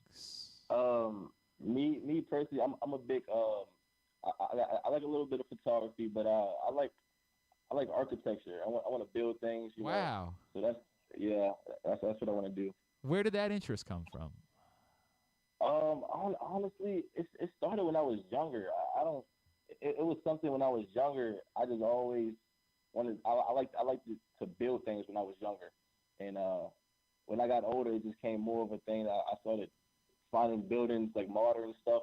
I like modern stuff, and that's just something I want to do. Dude, that's so cool, man. That's so much better than any like the doodles that I was doing as a kid. Like those never got me anywhere. Could you see yourself being like a stadium designer, like that type of architecture? Ooh, that's a lot now. That's pretty heavy. Maybe a couple years down the road, like maybe not. Like maybe like in 20 to 30 years when you've been so wildly successful in that business that you're donating money for like a new version of Maryland Stadium, like then maybe that's what we're looking at, but that's we'll think about that when we think about it. Lavain, I want to make sure we have it right. It's just Lavain Scruggs, right? On Instagram is where Maryland fans can be giving you a follow? Yes, sir. And then it's Lavain Scruggs _ on Twitter, correct? Yes, sir. And anything else you have going on, like NIL-wise, that we can give a plug to? Nope. Hey, man, right now we just want to plug you guys winning football games and making big plays and the fun that everybody was having with that on Saturday. Lavain, congratulations, dude, on not just your own success, but obviously what was an awesome game. May there be 5 more just like them the rest of the way. Yeah. That we're talking about. Thank you for taking the time for us this morning, dude, and best of luck moving forward, all right? No problem. Thank you. Lavain Scruggs, Maryland cornerback, Spalding alum. Appreciate him taking the time for us this morning as well. All right, a couple of things. One, a Baltimore Raven has been named AFC Offensive Player of the Week. But which one? And there's somebody else that's going to start practicing this week. Oh. Who is it? Are you asking me or just? No, we'll tell you about it on the other side. And we'll get a tidbit and two, but to wrap things up, it's Glenn Clark Radio. Treat yourself and taste the Baltimore tradition that is the legendary Costas Inn. Hey, it's Stan the Fan Charles. For over 50 years, the Costas Inn has been a Baltimore original, dishing out their legendary fat, delicious, award-winning crab cakes and steamed crabs. It's crab season, so sit back and crack some crabs while watching the Birds pursue another divisional title on Costas's 15 TVs. On Monday night, the Costas Inn offers their half-pound jumbo lump crab cake with 2 sides for under $30. So head on down to the Costas Inn today at 4100 North Point Boulevard or visit them at costasinn.com. Make the most out of every day in your Toyota RAV4. Available in hybrid or gas-only models. A RAV4 can get you where you want to go in style. Check out buyatoyota.com for deals on new RAV4s from your local Toyota dealer today. The drug scene in Maryland is changing. Fentanyl and xylazine are being added to street drugs, and you may not even know it. Xylazine is not even intended for humans, and fentanyl is an opioid 50 times stronger than heroin and contributed to over 80% of overdose deaths in our state. Anyone who uses drugs, even occasionally, is at risk of overdose. To learn more, visit stopoverdose.maryland.gov or call or text 988. The votes were all counted, and the results are official. Royal Farms was named #1 for food in the USA Today 10 Best poll, receiving more votes than any other convenience store chain in America. The next time you want to get some good food fast, doesn't it make sense to go to Royal Farms? Voted best in the USA and home of world-famous chicken. Real fresh, real fast, Royal Farms. The latest edition of Press Box is available now. On the cover, Brooks Dubose profiles Maryland basketball forwards Derek Queen and Julian Reese as the Baltimore-built duo reunites in College Park with hopes of bringing the Terps back to prominence. Also inside, meet college basketball players from all of the area's D1 programs. Press Box is available for free at over 500 locations throughout the region, including 60 Royal Farm stores, or you can read the entire issue online at PressBoxOnline.com, where you can also find great betting advice and the best daily coverage of the Orioles, Ravens, and Terps. Need a trophy or award that's as unique as the achievement? Look no further than Crown Trophy. With locations in Owings Mills and Gaithersburg, they specialize in custom trophies, plaques, and medals for any occasion. From sports and academic awards to employee recognition and corporate gifts, visit crowntrophy.com today and let them help you create a lasting memory for your school, team, or business. Crown Trophy is a proud supporter of the Maryland Public Secondary Schools Athletic Association. Crown Trophy MetLifeTrophy.com. One of the things that's definitely wrong with this country is that this dude still has a job somehow, some way. Glenn Clark. All right, so, yeah, Lamar Jackson, AFC Offensive Player of the Week. Yeah, what did he do, right? What did he do? In fairness, as I said a week ago, he probably should have won it the previous week, but I guess they're just going to do the bit where he and Derrick Henry take turns winning every other it. week. Yeah, right. Yeah. That's the way it's going to go. Yeah, 4 straight weeks that has been one of those two that has been named Offensive Player of the Week in the AFC. Lamar Jackson, AFC Offensive Player of the Week. And more good news to the Ravens, as Jeff Zrebiec of The Athletic reports this morning that returning to practice this week, one Keaton Mitchell. Wow. The Ravens are planning for running back Keaton Mitchell, who has been sidelined since sustaining a major knee injury last December, to start his 3-week practice window this week. Per sources, Mitchell has been on the PUP list to start the season.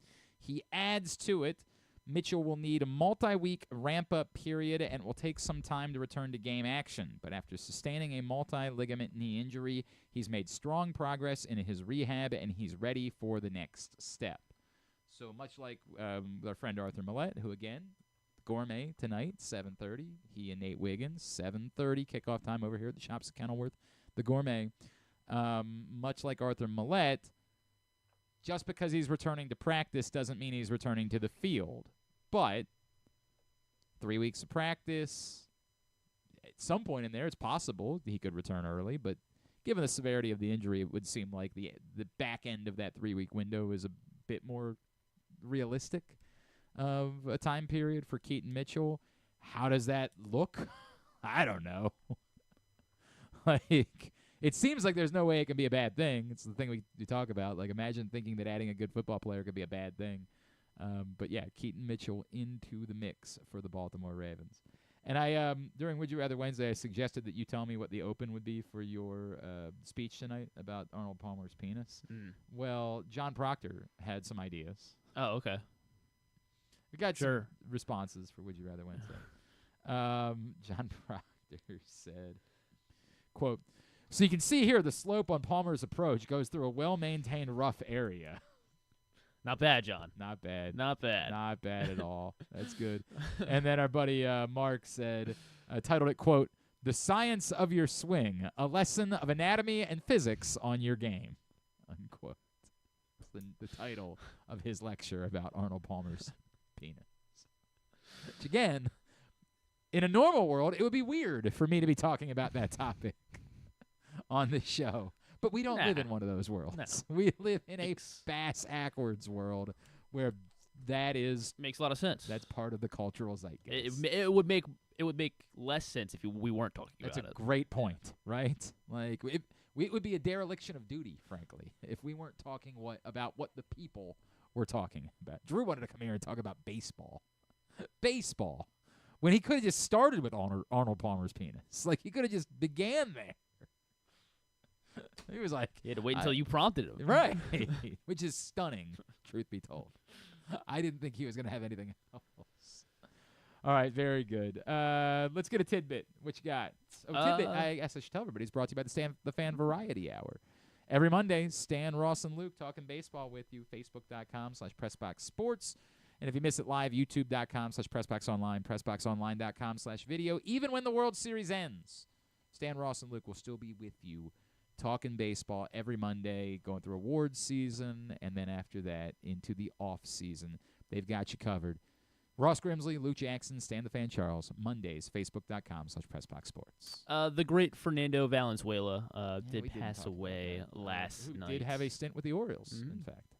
And so this one comes from Optastats, and it goes all the way back to his rookie year, of course, the incredible 1981 season, where Valenzuela, as a rookie, and at just 20 years old, by the way, had a 35-inning scoreless streak. He was the starting pitcher in the All-Star game. He won Cy Young. He was Rookie of the Year and won a World Series with the Dodgers that season. There's a reason why we called it Fernando Mania. No other pitcher in MLB history has accomplished all of those feats over their entire career, let alone one all done in the same season. So that was Fernando Valenzuela. So yes, rest easy for Fernando Valenzuela. I mean, a legend, not a Hall of Famer, but like a a legendary moment in baseball that Fernando Valenzuela had. I'm trying to think if there's a – because it would be unfair to compare it to, like, Linsanity because that was those 2 months, not even. It was a drop in the bucket. Like, Fernando Valenzuela, first of all, when he was great, he was great. And it did sustain longer than that. You can't compare it to Tebow Mania because it's like he had a more sustained – I don't know what the more modern comparison would be of someone who had a period where they were truly great and a phenomenon. It just wasn't long enough to sustain them to be a Hall of Fame caliber of player. I would have to think about that. Yeah. I don't know who that is off the top of my head. Maybe somebody would say Joe Flacco. Yeah. Although I don't know that Joe Flacco ever had a season of greatness. Right. The way that, but there's an interest. I'd have to think about that a little bit more. With his 5 touchdown passing game on for the AFC Offensive Player of the Week. Boring. It is his fifth game with 5 touchdowns. Prior to turning 28 years old, he is now just the 3rd player to have 5 touchdown games prior to turning 28 years old. Who were the other 2? Aaron Rodgers. Not Aaron Rodgers. Peyton Manning. Not Peyton. Patrick Mahomes. Patrick Mahomes has 6. And prior to him turning 28, one other guy has 5. Ben Roethlisberger. No, he wasn't throwing the ball like that early in his career. Not Roethlisberger.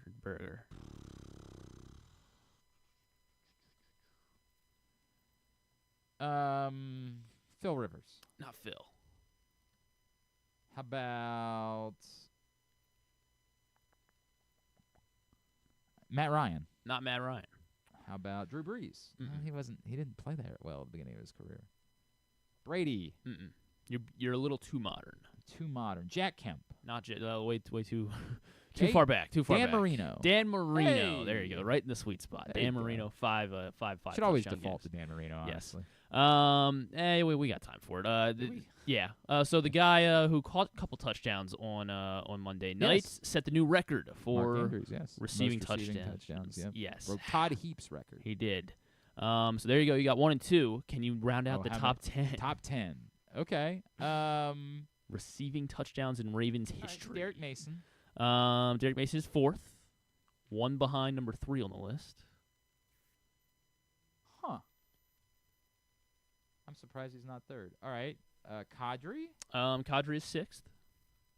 18 for Kadri. 29 for Derek Mason. Torrey has 30. Is 3rd? Yes, he's 3rd. Wow. Andrews, Heap, Torrey, Mason, number 5, and then Kadri. It does get tough here. Yeah. Because like I'm in between this is a barn burner. All right. I'm going to try Derek Alexander. Derek Alexander's on the list. He's not 5th, but yeah, he is. He's tied with Kadri actually. Oh, okay. And one other also is tied with Kadri and Derek Alexander. Is it Michael Jackson? It is Michael Jackson. Okay. All right. So the 96-97 Ravens have been knocked off when they used to score a lot of touchdowns, but the defense wasn't very good. Then they went through a long period where they didn't score a lot of touchdowns.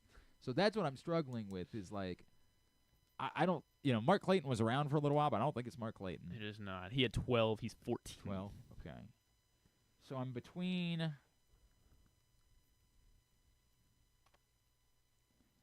Anquan.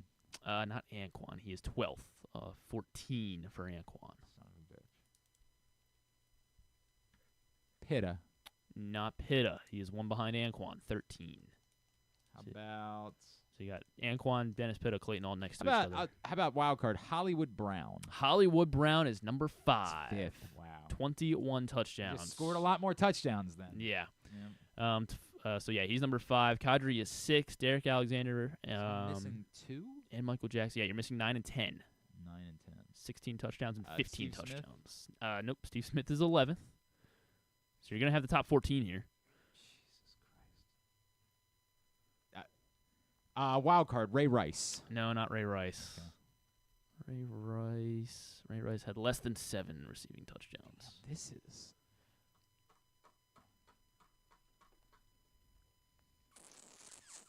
Jermaine Lewis. Jermaine Lewis, 16. Really? He is ninth all time. 16 receiving touchdowns. That's more than I thought he had. And then 10th. It's got to be somebody who just had one really explosive season. So Mike Wallace. No, not Mike Wallace. Let's see. What season was his biggest? It's somehow already Zay Flowers. No, it's not Zay Flowers. I'm trying to figure out. Mike Wallace has 8. He's 18th. Jesus Christ. How many does Zay have? Zay has less than 7. Huh. Really? I mean, I guess he's not, Yeah. But still, I'm kind of surprised that's the number. How about Shannon Sharp? Not Shannon Sharp. I saw his name on here, but it's only 7 for Shannon Sharp. Might as well just do the whole top 25. I mean, this is a random one, right? This is a random. Yeah. Let's see. I've named all the obvious people. So was he? I guess he was drafted by the Ravens then. He was drafted by the Ravens. Unless he was undrafted or something. Hayden I just Hurst. Don't remember. No, not Hayden Hurst. Travis Taylor. Travis Taylor. Shut up. Yes. How many did he have? He had 15. No, he did. I don't remember one. 15 receiving touchdowns. Shut up. He was a first-round pick. He was a top 10 pick. Yeah. Super Bowl champion. Show some respect. Sorry, Travis. 15 for Travis Taylor. He rounds out the top 10, and you got Steve Smith, Anquan, Dennis Glitt. Number 15 on the list with 11 is Isaiah Likely, already top 15. Right. That's pretty impressive. Yes. Let's see. We got Willie Snead on this. Kamari Aiken on this list. Oh, yeah, Kamari Aiken would have been a good guess. Marlon Brown. Marlon Brown has 7. Okay. Miles Boykin had 7. Ed Dixon had 7. Brandon Stokely had 7. Yeah, sure. That's actually probably a better guess than Travis Taylor. Willie Snead had 9. Travis Taylor, 15 touchdowns. He had 6 in 2002. Well, nobody remembers anything about the 2002 season. It was after the salary cap purge, and that's the real. He didn't have any more than 3 in another season, but he had 1 season with 6, and it's just one of the most forgettable seasons in Ravens history because they had dumped everybody. But he did have 4 with Minnesota. Nobody. It doesn't count. All right, go ahead, hit the thing. Let's get tubular. Have you ever thought of taking a cruise to these wonderful destinations with sunny skies and beautiful beaches? Well, wait no longer. We're ready for you to cruise from the Cruise Maryland Terminal. Have a little phrase that you can go from baggage to margarita in about 15 minutes. Choose fun with an array of destinations, onboard activities, entertainment, and world-class cuisine. Contact your travel agent and book your cruise today. Let your adventure begin. All right, here's what's coming up tonight. If you can't make it out to the Gourmet at the Shops at Kenilworth, you can watch the Arthur Millette Show with Nate Wiggins either at facebook.com/PressBoxSports or youtube.com/PressBoxOnline. But why wouldn't you be there? Show kicks off 7:30, special start time because of practice schedule. 7:30 tonight for the Arthur Millette Show with Nate Wiggins. TNT and True TV for Flyers Capitals at 7:30. I guess the Capitals won in Philly last night, and they're just flipping it around tonight. ESPN Bucks Sixers at 7:30. Suns Clippers at 10 as those teams begin their seasons. CBS Sports Network Champions League this afternoon. Atletico Madrid and Lille at 3 o'clock. And then college football tonight. Liberty and Kennesaw State at 7. ESPN 2 Middle Tennessee Jacksonville State at 7:30. Apple TV MLS Playoffs Portland Timbers Vancouver Whitecaps at 10:30. Golf Channel for round 1 of the Zozo Championship. I believe that's in Japan, which is why it starts at 11 o'clock tonight. And TBS for AEW Dynamite tonight at 8. Non-sports? New episode of Survivor, Golden Bachelorette, Abbott Elementary, new episode of that. Your favorite duo, Megan Thee Stallion and Billy Crystal. They are, of course, promoting, I saw it, Terrifier 3, right? No, not Terrifier, they have a cooking show, yeah. Oh, yeah, that's the one. With Billy Crystal is in a Apple TV show comes out Friday called Before, and it looks pretty heavy actually. Good. But if anyone's Billy Crystal fan, good. You got Billy Crystal. But it's Smile 2 actually. I think is what they were. That's what they were. Smile 2. When people go see Smile 2. Let's see what else we got. We got that Boston Red Sox thing on Netflix. Yeah, can't wait for that. New episode of Agatha All Along on. They're Disney actually promoting Plus. Game 7. That's what they were promoting. Hey Billy, what's going on? I just really hope everybody will tune in to watch the. Mavericks Thunder or something like that? Game 7? Mavericks Spurs, 2005 Western Conference semifinals, Sure. Game 7. Sure. This is season 16 of Ink Master on Paramount Plus. That's what it was. That's what they're doing. And then also on Netflix, a little docu-series. This is the Zodiac speaking. Is that about the Zodiac killer? Yes. I feel like there have been a lot of documentaries about apparently, the Zodiac killer. for the first time, family comes forward to tell their story. Oh, good. Never before seen evidence about the Zodiac killer. All right. I'm trying to think. What is it? Yeah. Apparently, never before, even law enforcement has never seen what the Seawater kids, now adults, are about to share. All right. So Zodiac. If anyone still wants to figure out, try to figure out the Zodiac case, you can tune into that. GlennClarkRadio.com. Find everything there. All right. Thanks today to Drew, who was better. I guess because he couldn't talk as quickly and as much. That's what it was. So that was. Thanks to Lavain Scruggs. He did not catch the Stavi thing at all. Or he's doing a really good shtick. Yeah. Just can't quite put my finger on what's different about Max Crosby and Myles Garrett. Can't quite put my finger on it. Yeah, thanks to Lavain Scruggs. Thanks also to Dashaun Peele. We'll get that up in the greatest hits section of the Oh, my You didn't God. prepare No, anything. I didn't. Tab at GlennClarkRadio.com. Got to work on that. Can't help but notice. Yeah, we'll get around to these things. Tomorrow on the program, anything? Oh, boy. We'll do picks. Yeah. And we'll get you probably segments 1 and 2 of the Arthur Millette show since we only have 2 days. Maybe we make that more difficult. Thanks to everybody at PressBox, all of our great sponsors and partners, including the Maryland 5-Star, Live Casino and Hotel, Cruise Maryland, Crown Trophy, Easy Pass, Royal Farms, the Green Turtle Bet Park Sportsbooks in Towson and Canton, HelpMyGamblingProblem.org, the Costa-Sin, MSAA, the Baltimore Orioles, your local Toyota dealer, buyatoyota.com. Thanks to Griffin at Griffin_Bass. Follow us, Twitter, Instagram, and TikTok at Glenn Clark Radio. Have a great Wednesday evening. Go Nobody. See you at the Gourmet. Duke sucks.